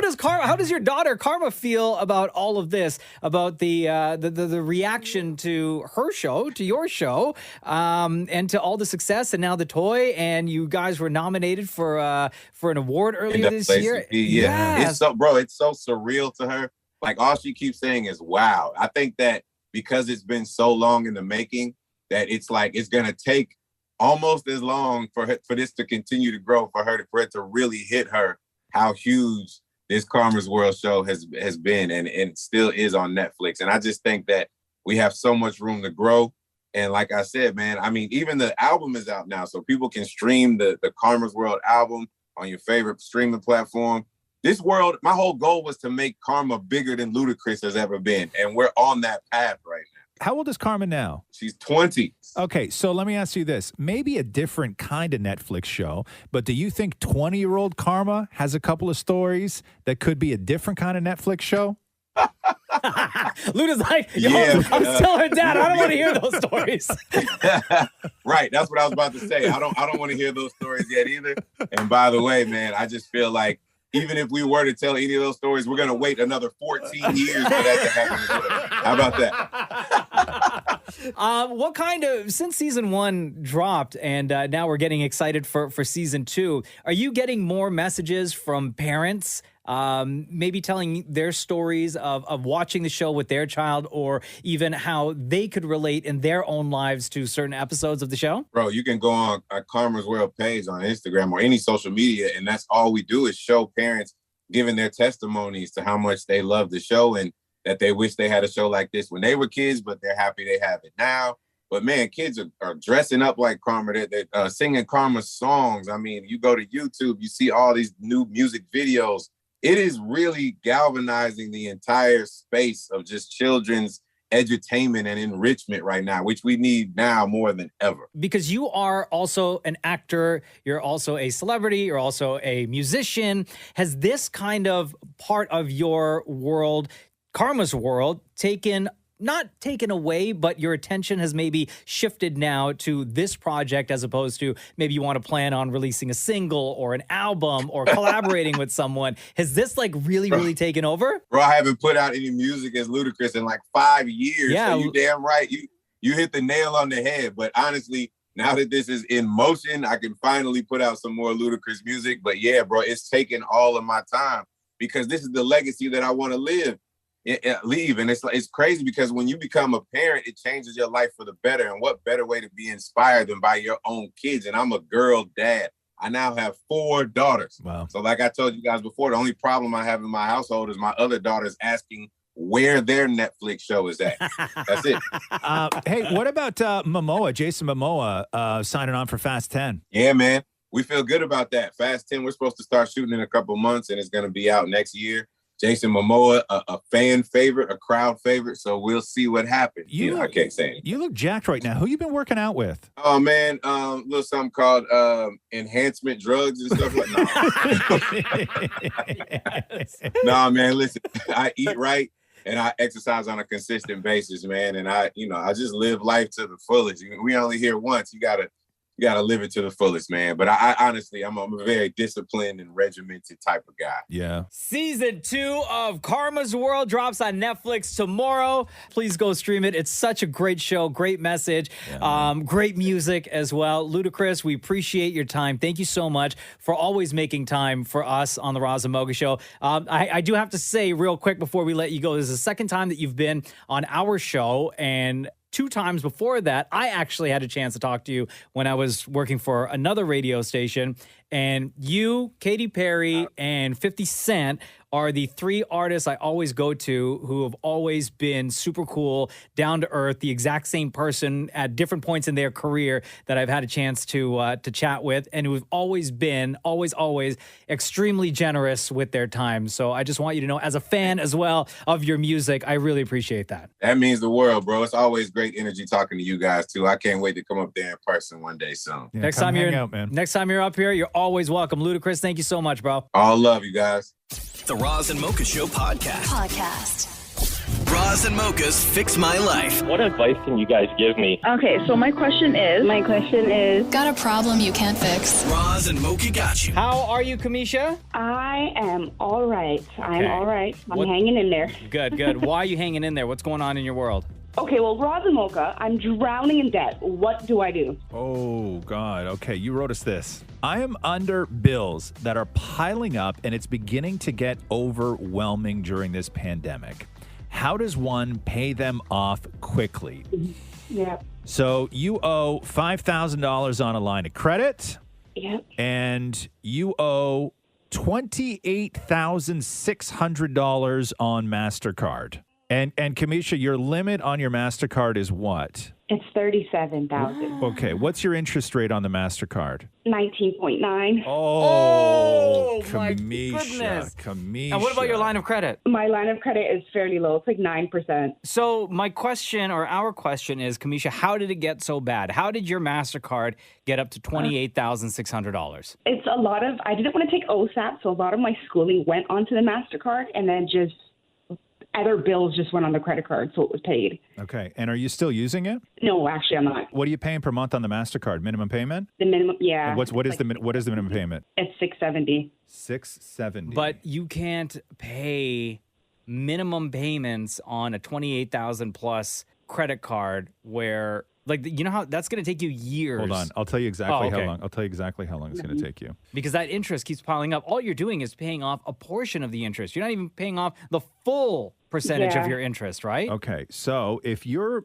minimum monthly payments are $670, that's going to take you 5 years and 6 months to pay off. Now, having said that, if you stopped using it right now, okay, so you owe $28,000 on it.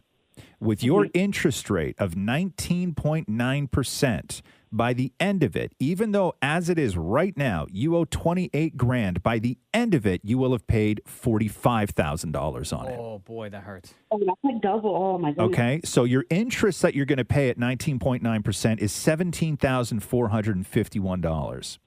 Now, if you were able to put down $1,000 a month on it, you'd get that sucker paid off in 3 years and 2 months, and the interest you will have paid is $9,900. So you're saving yourself almost $10,000 just in interest. Are you able at this point to pay $1,000 a month on that MasterCard and not use it? No, not at the moment. No, Not at the moment. You're not. What about what's your living situation like? Are you married? Are you living alone? Or I live alone and I have a mortgage.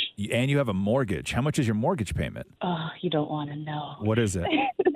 It's like 26. $2,600. And how much do you make? What do you make a month? Oh my goodness, I couldn't even tell you. I have 3 jobs, so I'm all over the place. Are you just like at the end of the month? Are you cleaned out, or do you have anything left over? Yeah. No, I'm scraping by right now. Well, how can you scale back? Is there anything in your life that you could scale back on where that savings could go towards paying your mortgage and or your MasterCard? Yeah, I've pretty much cut all my subscriptions. Those are like out the window. Yeah. Listen, Netflix, getting rid of Netflix ain't going to help you, girl. We're talking, we're in the should you sell your house territory. Mm-hmm. I know. Okay? Like, how are you this ain't able about. to afford to buy a house if you, like, your credit card limit is maxed out, you have a line of credit of $5,000, which we haven't even talked about, like, if you're paying or how you're paying that off or what your minimum payments of that is. How are you able to save and buy a home for yourself? Oh, I had investments that I cleaned out. How much? What do you owe on the mortgage? $460, Okay. I believe. Okay, so you're in this for a while. My advice would always be is to aggressively hammer away at the bill that has the highest interest rate. Yeah. Okay? Yeah. So that Okay. that is your MasterCard at 19.9%. Okay? That is an incredible amount of interest you're going to be paying on that. Can you get a home equity line of credit? Not at the moment, but I believe in a few months I will be able to. Okay. And what's the interest rate on that? Much lower. Yeah, much lower. Okay. What I would think about doing is getting a home equity line of credit, paying off the MasterCard in full, getting rid of the MasterCard, never using your credit card again, and then hammering down at the home equity line of credit because the interest rate is going to be much lower and you'll be able to pay it off faster. Yeah, that makes sense. Okay. And I'm sure people are going to disagree with me. You know, sell your car, sell your house, all this other stuff. For sure. Those are all options. But the first thing you have to do is you got to get rid of the things that have the biggest interest rates. You will never get out from underneath that. You will never get out. What happens next winter when you need a new roof on the house because a tree falls or a snow, whatever? Yeah. Do you have access, I guess I'm assuming the answer is no, like to emergency funds for things like that on your home where something goes wrong? I do have emergency funds set aside, but not like a tremendous amount. Mm-hmm. What's the emergency funds for? What are you saving it for, and how much do you have? I have 11,000, and that's just for a rainy day, God forbid. Okay, well, guess what? Rainy day is the $30,000 you owe on MasterCard with a 19.9% interest rate. I know. I was thinking about just doing that and just starting the emergency fund all over again. Unless your emergency fund is in an account or an investment where it's going to make you more than 19.9% interest every year, spend that money to get rid of the debt. The emergency is now. Yeah, yes, exactly. Thank you, Mocha. The red lights are going, girl. Okay, that's very helpful. Okay. And if there are any teachers out here right now listening, this is the stuff you need to teach people in high school. Mm-hmm. Okay, this is the stuff I never got taught in high school, and I understand fractions and all of this stuff, parallelograms, right? Mm-hmm. This is what you need to teach kids. Yeah. You need to teach kids that when you're young and you rack up $28,000 on a credit card with 19.9% interest, you need to tell them the realities of that. This is what you need to teach people in high school because this is the problem that you walk into as soon as you're done. Thank you so much, Rob. And hey, if anybody else has a better idea on how Kamisha can get out of this, you shoot us a text 925-555, and hopefully we'll be able to read a few of them before we get into the news. Thank you, Kamisha. No problem. Have a great day. Roz and Mocha's Fix My Life on Kiss. Cannot wait for Turning Red on Disney Plus tomorrow. Watched the trailer again for it yesterday. Yeah. Had to show my son because I know he's going to be excited to watch this. Sandra Oh, Maitreyi, Ramakrishnan, hope I said that right, from Never Have I Ever on Netflix. You watch it yet, Maury? So it's, yes, it's absolutely incredible. I don't know what it is about Pixar, but there's something in those movies that always makes you cry. Yeah. Oh, no. Is this going to be one that... No, but it's a beautiful, beautiful story. Mother-daughter, it's incredible. And it all takes place in Toronto, too, right? It does, Yes. yeah. I like how... and I don't know if it was like a licensing thing or just a throwback, whatever, but Rogers Center, where the Jays play, they have, in the trailer at least, or I guess in the movie, it shows up as Sky Dome. Oh, yeah. On the side of the building, kicking it old school. Yeah, so they did awesome. the red carpet that Dan Maury was at for this movie, Turning Red. Again, Disney Plus tomorrow. Maury fishing for compliments right away as soon as Maitreyi walks up to him. Listen to this. Hey! How are you doing? Good. Okay, Maury- so Maury with the ketchup Rosenwald- chips? Yes. Yes. Ketchup chips. That's Hey, hold on. fine. I have a bone. You complimented everyone else's outfit, and then you came. No, because you came up to me with all this ketchup chip energy, and now I'm just You were distracted. talking to other I people would saying, talk "Oh, about your dry." mask. I would talk about the mask, but now I don't know. I'll have you know, these are Wrangler jeans. Whoa, Wrangler Wow. jeans? Okay. How are you doing? I'm good. I'm good. Okay, so please explain what mask were you wearing and what is she talking about ketchup chips Oh, I was for? just wearing like a cool mask, but everyone she was talking, she's oh, I love the jacket. Oh, I love the outfit. Then she comes and just stands in front of me, and I'm like, and? No, but why did she say ketchup chips? Oh, because I was eating ketchup chips and Oh. talking to the guy next to me about what's better, Hold ketchup on. chips or all You're on dry. a red carpet and you're eating, dude? Well, yeah, I had a long time to wait because you have to go there to do a rapid test, and you have like an hour. No, but you saw that she was like making her way over. Why would you not like put the them chips down. away? I put them down. No, you probably put them down like right before she approached, right? Maury, come on, man. So Maitreyi in the movie, she voices a character who's friends with the little girl that ends up turning into the giant red panda. Do you wish that there was a movie like this when you were growing up? Absolutely, 100%. 100% I wish there was a movie like this when I was growing up because it is so amazing to see, of course, all the diversity, but it's really funny and it's talking about a lot of things just openly. And when you're a kid, that's what becomes your normal, right? Like, I would like to think if I was a kid watching this, I wouldn't be like, oh my gosh, I really love the diversity in this scene and in the foreground and the background. Like, I'm not writing a whole essay. I would just say, wow, that character looks like me. Dope. And then at max, I would say, man, that's a Halloween costume I can do. Let's do that for Halloween. You know, and that would be fun. She's so awesome. Yeah, it's true, though. I love her. Sandra Oh was also on the red carpet. Sandra Oh How was Sandra, voices- Maury? She is so awesome. Yeah. She's so friendly. She I voices put the the mom, ketchup chips right? far away when Sandra Oh is walking by. Does she voice? She plays the voices mom. Yeah. the mom in the right. movie. Yeah. Now, Ming Lee is a strong mom. Yes. What would your mom say about Ming Lee? Do you, when doing the voice work, were you like, oh my God, I'm turning into my mom? No, actually, I will say that my mom, who's a very exacting and demanding person, was not necessarily like Ming. But you know, when thinking of doing playing a Ming and voicing Ming, I'm just really trying my best to also represent all the moms out there who are not over anything. They're just loving. They're just loving their children and doing their best. This is David Morey, by the way, on the red carpet for Disney's Turning Red, which is out tomorrow.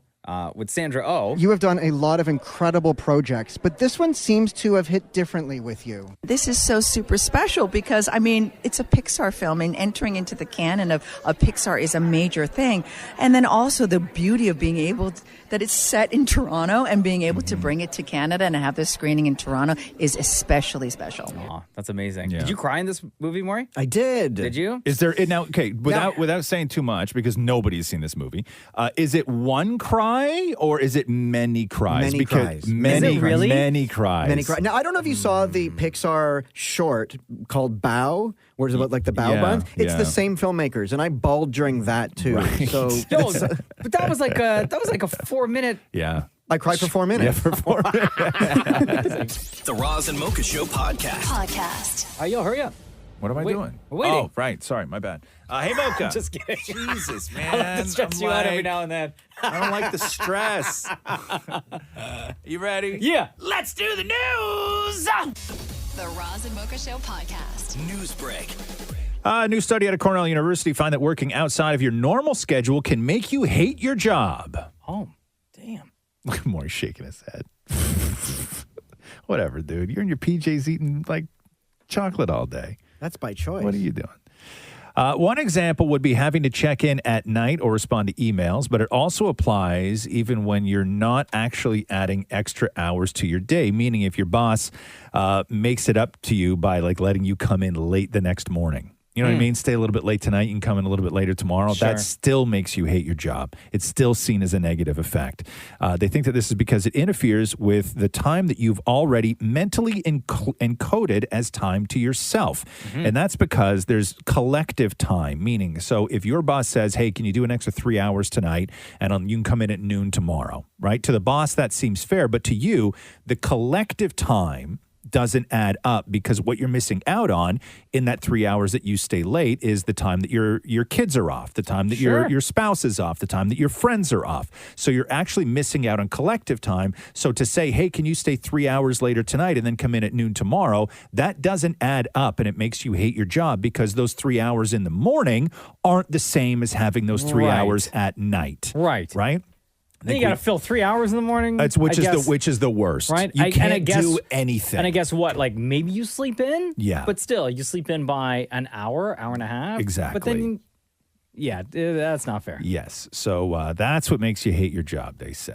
The Roz and Mocha Show podcast. When it came to that Super Bowl halftime show, Snoop was doing an interview where, so Jay-Z took over producing the halftime show for the NFL and for the Super Bowl. And he was adamant that this was the lineup that he wanted to go with. And according to Snoop, he said this: we love each other, meaning him and Jay-Z, like not secretly, like publicly we love each other. It is what it is. So it's like for him to go to bat for us with the NFL and tell the NFL, F that, they perform or I quit. So I guess that there was a little bit of pushback from the initial lineup that Jay-Z had put forward. And then we all know when Snoop did show up, he was wearing sort of an outfit that looked like a just giant blue bandana that was sewn together into a tracksuit, which is Crip colors. Yeah. And they had told Snoop, no Crip colors. And then Jay-Z called Snoop and said, wear whatever the F you want, peace to the gods. And so that's when Snoop showed up wearing Ride or what die for your wearing what he homies. wore, right? Because at that point, what are they going to do? Say, Snoop, you can't perform? I don't know. I guess. Maybe they could. Who knows? The Roz and Mocha Show podcast. Sony has unveiled the new Sony Walkmans. What? Do you remember Sony Walkman? Yeah, yellow. Yeah, yellow. Right? They were cassette players. Okay. Right? So the new Sony Walkmans are basically MP3 players. MP3 player? Yeah, like you can get your services on them and stuff like this. But they still actually make Walkmans and stuff because they've started making cassettes again. But these are the new Sony Walkman more. One of which, the base model, the sort of low-end Sony Walkman, is $1,600. No thanks. The high-end model is $3,200. What? It's gold, comes with a few like fancy things and bells Does and it play whistles, everything cassettes? else. It does not. It is only for MP3s. Sorry, it plays all music file formats. That's their thing. It's not only MP3s. It plays all music file formats. So it's an iPod. It has I guess it's an iPod, but they're making a big deal out of the iPod. They're making a huge deal out of the fact that you can plug in and it has an actual headphone jack on it as opposed to. So did the iPod. I know. But I can do that on my phone. Like I have all the services on my phone right now. Yes, it's yes. I don't know. So it's a 5-inch touchscreen. The base model, the $1,600 version, comes with a whopping 128 gig of storage space. Come on. The 3,200 gold-plated Sony Walkman comes with 256 gig of storage does it space. have the belt thing where you can clip it onto your belt? I'm sure you can buy accessories. I don't even think, Maury, it comes with headphones. I'm not 100% sure it does. I'm not 100% sure that it does. I don't know. In none of the pictures I've seen does the new Sony Walkman come with headphones. I'll stick with The my new phone. gold-plated $3,200 Sony Walkman. They should have held off on this info before and like make the announcement after the big Apple event that's happening today. Yeah. Where it's rumored that they're going to be announcing a whole bunch of new products. Right. Sony Walkmans were an interesting one. So I still have mine. You do, huh? Yeah. So to put it into perspective for people. With the sticker that says it's a Walkman. Do you remember when like iPods came out and you could tell who could afford an iPod instantly because iPods came with white headphones. And up to that point, nothing else in the world came with white headphones. Everything else came with cheap black headphones. So when you saw somebody with the white strings dangling from their ears, you knew that they could afford an iPod. But right? a lot of people immediately switched out the white iPhones because then people would steal them. The same thing when the Walkman was around. When you saw somebody with the yellow headphones on, you knew that they could afford the Sony Walkman. And if you had the cheap black headphones, you could not. It was a status symbol, like an absolute. I never had a Sony Walkman. No, my mom had Never did I have a Sony Walkman. No, the only reason I have is because my dad won it from the radio. Oh, did he? Was it a surprise? Yeah, he was 9. Wow. Collector's item. Yeah. My mom had a black one, but it wasn't. It wasn't a Walkman. Walkmans were I don't yellow. even think it was Sony. Walkmans were yellow, and it had the clip that went over the top of it, like it locked, where nothing else locked. And the buttons were rubber. Yeah, so when you were jogging, right, nothing open, and you didn't lose your cassettes. Look at Diva. Diva looks so lost right now. I know. You have no idea what we're talking about. Do you know what an iPod is? Roz, I'm not that young. Do you know what a cassette is? I don't know. iPods were like 2001, Deepa. How old were you in 2001? I was 6 in 2001. Okay, so don't blame me for asking. Did your parents have Walkmans? No. My parents share a cell phone. They have Fair enough. no reason to have any of this tech. Did your parents share a Walkman? That's a good question. I'll call and ask. The Roz and Mocha Show podcast. So it's looking like Ontario is set to drop the mask mandates, including in schools, restaurants, and stores across the province. This is going to be after March break, March 21st. This, according to multiple sources. 2 people within Premier Doug Ford's government confirmed the information, Snitches, son. which was first reported by the Star last night. So no more masks. You can still wear one, you think? Until I can get my son vaccinated, Yeah. yes, I will. Yeah, but here's the thing with that, and I understand. Like, I understand people saying, "Hey, it's a little too soon because there's kids under 5 who can't get vaccinated." But there's always going to be kids under 5. Yeah, there will always be kids under 5. I know. It's still going to be a risk being out there. Yeah, like there will I always just think be that kids under 5. the government, which is fine. Like, everyone do your thing, Sure, right? I hear you. Everyone do your thing. I'm not going to say nothing about it. Nobody. Yeah. Right? If you see me out in the streets wearing a mask, like, don't say nothing to me. Like them 2 old ladies I don't when think I was at the grocery store the other day. What they do? Bruh. What happened?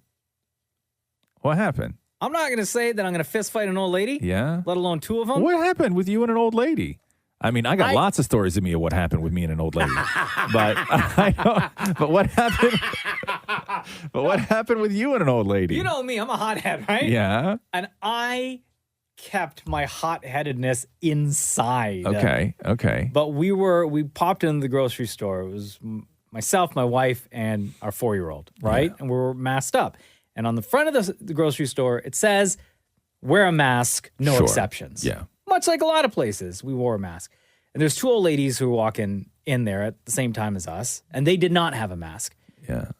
I'm minding my own business. Yeah. You don't wear a mask, that's you. Do you. Go get your celery. Done. Go get your apples, your oranges, whatever. Yeah. I don't care. Yeah. And we're standing there at the produce aisle, and one of them says to the other, "Oh, they have that poor child wearing a mask. Don't they know mandates are over?" And they said it loud enough so that I would hear, and I did. Yeah. So I just took Cruz's hand, and I was like, "Come on, buddy, let's go check out some stuff." Right. So, do you? Yeah. But if you see me, let me do me. Sure. Yeah, that's the way that it should be. Just the reason I got all the stupid shots and everything else is just so I could be left alone. That is the only thing I asked for. Sure. Is to just leave me alone. And part of that for me is getting rid of the mask mandate. Now, that said, will I still wear one because I come in here every day and all that stuff? Probably. Yeah. It makes no difference to me. Sure. Whether I have one on or not. I mean, I don't like what it does to my beard. So so I'm going to be happy to have that sort of gone again. Of course. Right? I sweat a lot under it when you got a beard. It's real Listen, tough. I But mean, there but may be times. I'll still like, probably wear There one. may be times where I don't wear a mask, Yeah. right? Yeah. But listen, man, Yeah. personal preference. Y'all Get do a- you. Get a little sun on my lips. Right? You know? After 2 Yeah, years. sun them lips. Oh, I'm going to dry ass. out so fast. I'm going to need chapstick on chapstick. What are we all going to do at the bottom of the I halves of our don't faces? know. I don't know. We go I'm now, going to go now Bro. summer. I'm going to need Just chapstick uncovered? on chapstick. Bruh. It's been forever since I gone outside with no mask on. Right? My lips are going I know. right, it's going to dry out. Your lips going to be screaming, "Cover me!" Yeah. The Roz and Mocha Show podcast. Maxim Chimkovsky, this is the Dancing with the Stars pro. So he was in Ukraine and he was doing all these videos, sort of letting his fans know, and a great deal of people, because he's got a huge following, know what was going on in Ukraine in those early days. And then he got out of there, and he had been arrested. He was there, arrested. But he was there like before the war had even started, right? yes. It's not like he went there right when Correct. the war started. Correct. He was there already. And he then got arrested, I guess, trying to leave, because the mandate was that if you were a male between the ages of 18 and 60, you couldn't leave. Mm-hmm. And then I think that he had said, yeah, but I also have this American passport. And then they stuck him on a train to Poland. And then he left Poland and flew home to Los Angeles to his wife, and they had a big reunion. And I guess now what he's saying is that he feels bad and wants to go back. So listen to this. You know, I felt really bad going, and the feeling sunk in even worse, because when I got to the train station, I realized that it's all women and children. And, you know, I spent a couple of last days with that survivor's remorse. I believe that that's what it's called. And currently working on an opportunity to go back. And so probably sometime next week, I'm going to go back to Poland and joining efforts on the ground, and sort of like want to justify my safe out that way. Oh man. Right? That's crazy. That puts it all, like when you read that, you know, And I know you hear stories of the draft and everything else, but when you read of people in a situation where, you know, if you're male 18 to 60, you got to stay and grab a machine gun. Mhm. That makes it real. Yeah. Like that's and I real. feel bad, like somebody like him who, you know, he was there right from the beginning, Yeah. before everything started, Yeah. then at the very beginning, and then trying to leave there. And it was only last week that he got back to LA. Yeah, and he's after going back. all this time. And it's still sitting That with would him haunt that he's you. got to I think go that back. would haunt you. I But think. his story is one of many that we've been hearing as the days go by of other like people, not just Ukrainians around the world, but Yeah. people who want to go there to do what they can to help. Yeah, and the question comes, you know, can you force somebody to fight? That's sort of what it comes down to, and you obviously can. Mhm. You don't have to force them to fight well, but you can force them to stay and give them a gun and do their thing. But it became the question of should he have been able to leave in the first place Yeah. because of the 18 to 60-year-old mandate of men having to stay and fight. And that's the question. I think that's what haunted him. And even back now in LA, he's looking to get on a plane and go to Ukraine and grab a gun and do his thing because that eats at you, that kind of thing, right? So we'll see if we get more from Axel. The Roz and Mocha Show podcast. Kim Kardashian and the Kardashian clan were sort of going through doing an interview talking about their new Hulu show because Keeping Up, as we know, no longer on E. Then they brought this new show to Hulu. And part of it, at the beginning anyways, they said that they were going to be able to be, I don't know what the right word is, more relevant, meaning the turnaround time wasn't going to be a problem because that became a huge problem because so much was going on in their lives and you had to wait sometimes a year almost before it would actually show up on the show. So what will show up on the show? First, let's hear from Kim Kardashian on how excited she is about this new show on Hulu. I'm really excited about this show on Hulu because we really have no restrictions. Before on E, it was totally us and totally amazing, but the episodes were so short and the producers definitely knew what the E audience wanted. And this feels a little bit more documentary style, coming from a different angle of where we're at in our lives now, because it's different sides that maybe the E audience wasn't into our business ventures or my law school journey and stuff like that. You know what was interesting about that video? What's that? So it's Kim, Courtney, Khloe, and the mom, Kris. Right. Kendall and Kylie were not in the video. They were in the montage they did they just weren't there. Yeah. But they're in the show. Oh, yes, absolutely. Yeah, but they weren't this thing there. that they did Yeah. for Variety. Yeah, I know. Interesting, huh? We will see, Kim says, behind the scenes of her preparing for Saturday Night Live. Kim insists that viewers will see how she and Pete Davidson met, who reached out to who, and how it all happened, and the details that everyone wants to know. Is it worth mentioning that it's going to air here in Canada on Disney+? Yes, sure. A lot of Hulu shows do. That's the same thing with the Pam and Tommy show. I'm definitely open to, she goes, I'm definitely open to talking and I definitely want to explain it. But when it comes to doing stuff with Pete Davidson, she says, I have not filmed with him and I'm not opposed to it. It's just not what he does. But if there was an event happening and he was there, he wouldn't tell me to get the cameras away. I think I might film something really exciting coming up, but it wouldn't be for this season. So she also said that Kanye did film scenes for the new series before everything went to hell. Oh, really? So that's all part of the interview. Yeah. Wow. And Pete Davidson's got a brand new show coming out called Bupkiss. Okay. Executive produced by Lorne Michaels. I'm guessing this is going to be the way it's being described is a sort of Curb Your Enthusiasm. So a sort of pseudo reality of Pete Davidson's life. So it'll be that sort of, he plays Pete Davidson in a somewhat like a heightened fictionalized version. world that Pete Davidson would occupy. He was 20 when he joined SNL. Really? Yeah, and he's not even the youngest cast member to ever join SNL. Who was? Do we know? So Robert Downey Jr. was also 20. Uh-huh. Eddie Murphy was 19. Oh, wow. Anthony Michael Hall, when he joined SNL in 1985, he was 17 years old. Wow. Isn't that weird? Did not They know hired that. a 17-year-old for Saturday Night Live. Damn. Yeah. Well, perfect timing for Pete Davidson. Right. The Roz and Mocha Show podcast. Samuel L. Jackson, when we think of Sam Jackson in films, he swears like no other. He's so brilliant at it. One of the best. His way of profanity and weaving it in and out of any normal sort of conversation is just, it's brilliant. And you always got the sense that Sam Jackson would have to be, if not the actor who has used the most profanity in movies. But there was a list that came out about a year and a half ago where they ranked everybody, the sort of current actors who have sworn the most in films. And this is Jimmy Fallon telling Sam Jackson where he ranks on that list. There's a list of someone who said the most swear words in movie history. And I was like, oh, yeah. Who won? It's not you. It's Jonah Hill. That's some bull. I mean, that's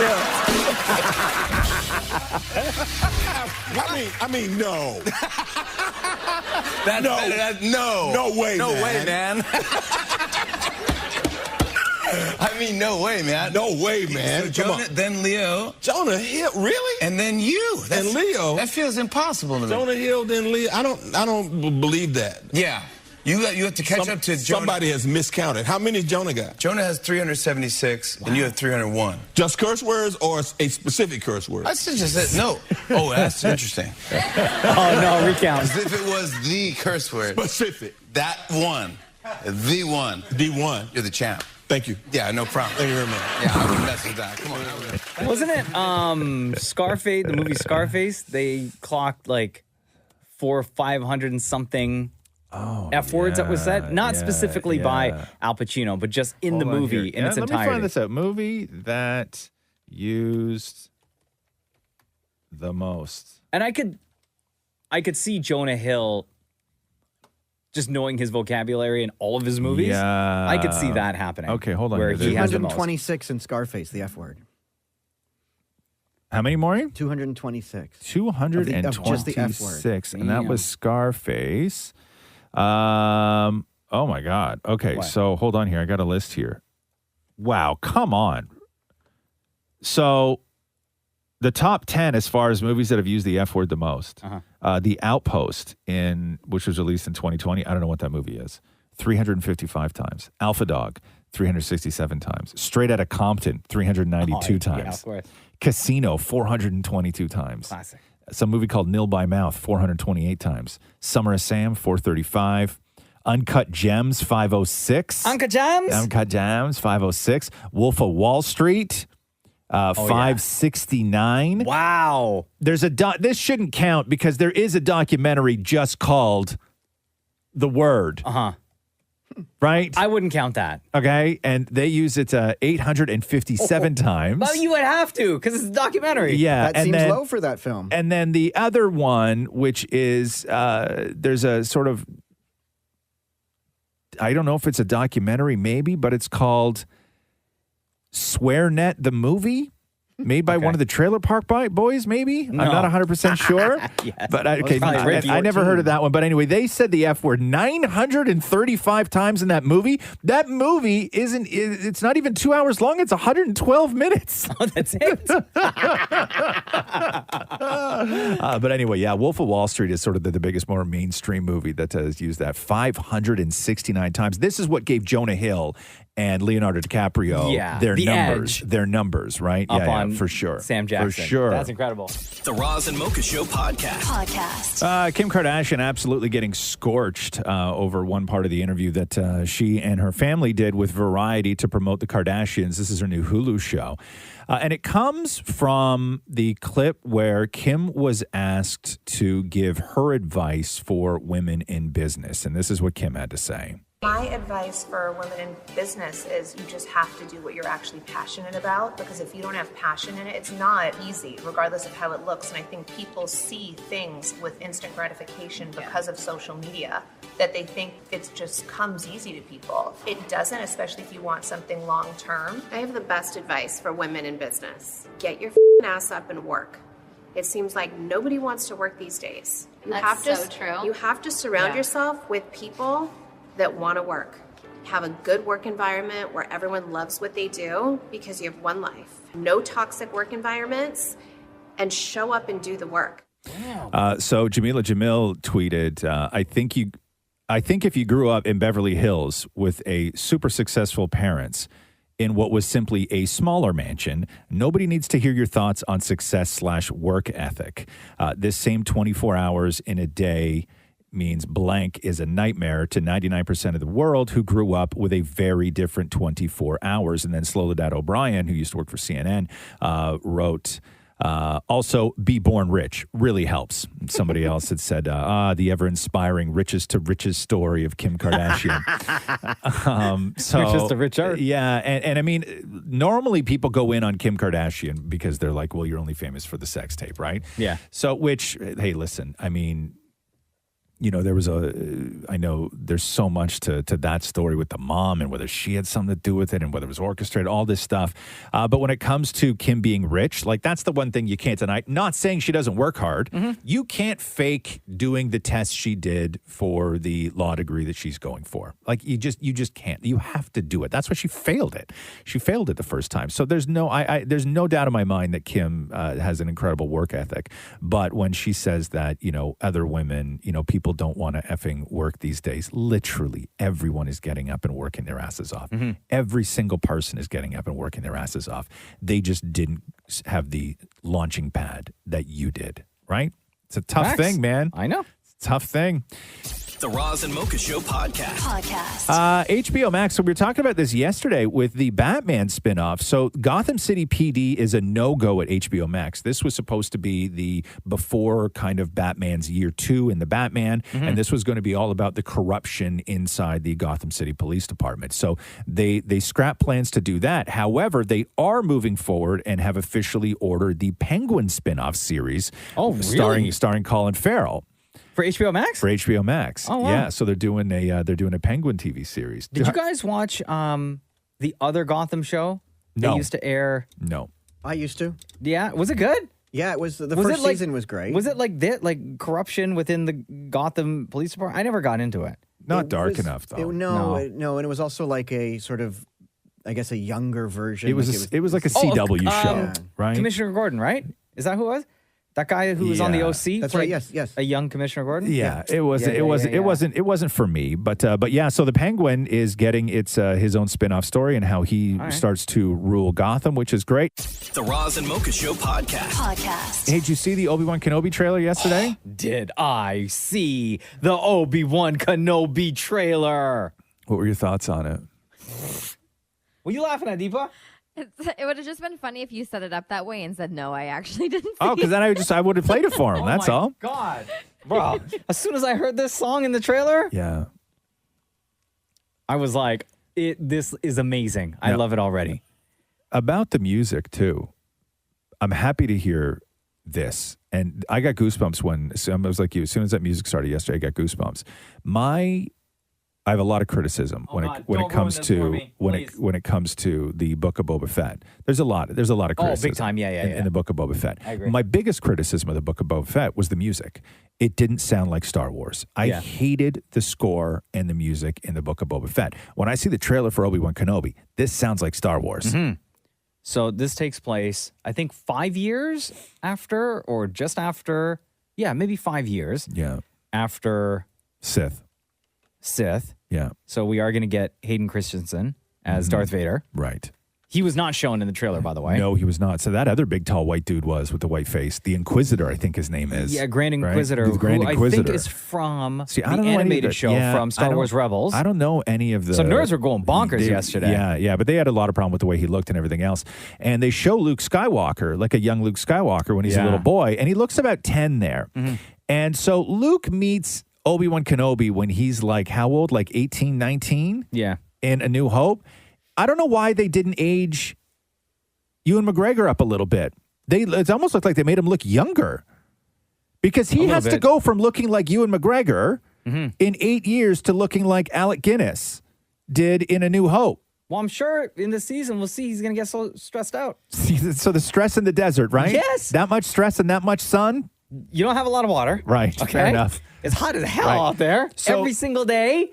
Plus, he's fighting off like Jedi hunters. So you're telling me... You tell me that won't stress you out Okay. every single day So of you're- your life? You got to look over your corner? You're telling over me your in shoulder? Star Wars that Obi-Wan Kenobi wasn't 60, he was just dehydrated? Water. I always tell you. Come on. The Roz and Mocha Show podcast. Oh my God, Ryan Coogler. Did you see this story? So Bro. back in January, Ryan Coogler's in Atlanta and he goes into a bank and he walks into the bank and hands the teller a note. And the note reads, I would like to withdraw $12,000 cash from my checking account. Please do the money count somewhere else. I'd like to be discreet. And at this point, getting a note, anybody who's ever seen a movie knows that when somebody hands you a note and it reads cash, discreet, count the money elsewhere, that's bad news and your instincts and your trainings kick in. And this teller immediately took the note, went to her boss, and called 911 because she thought they were being robbed. Listen to this. A customer passed me a note, so I just told my manager I didn't feel comfortable.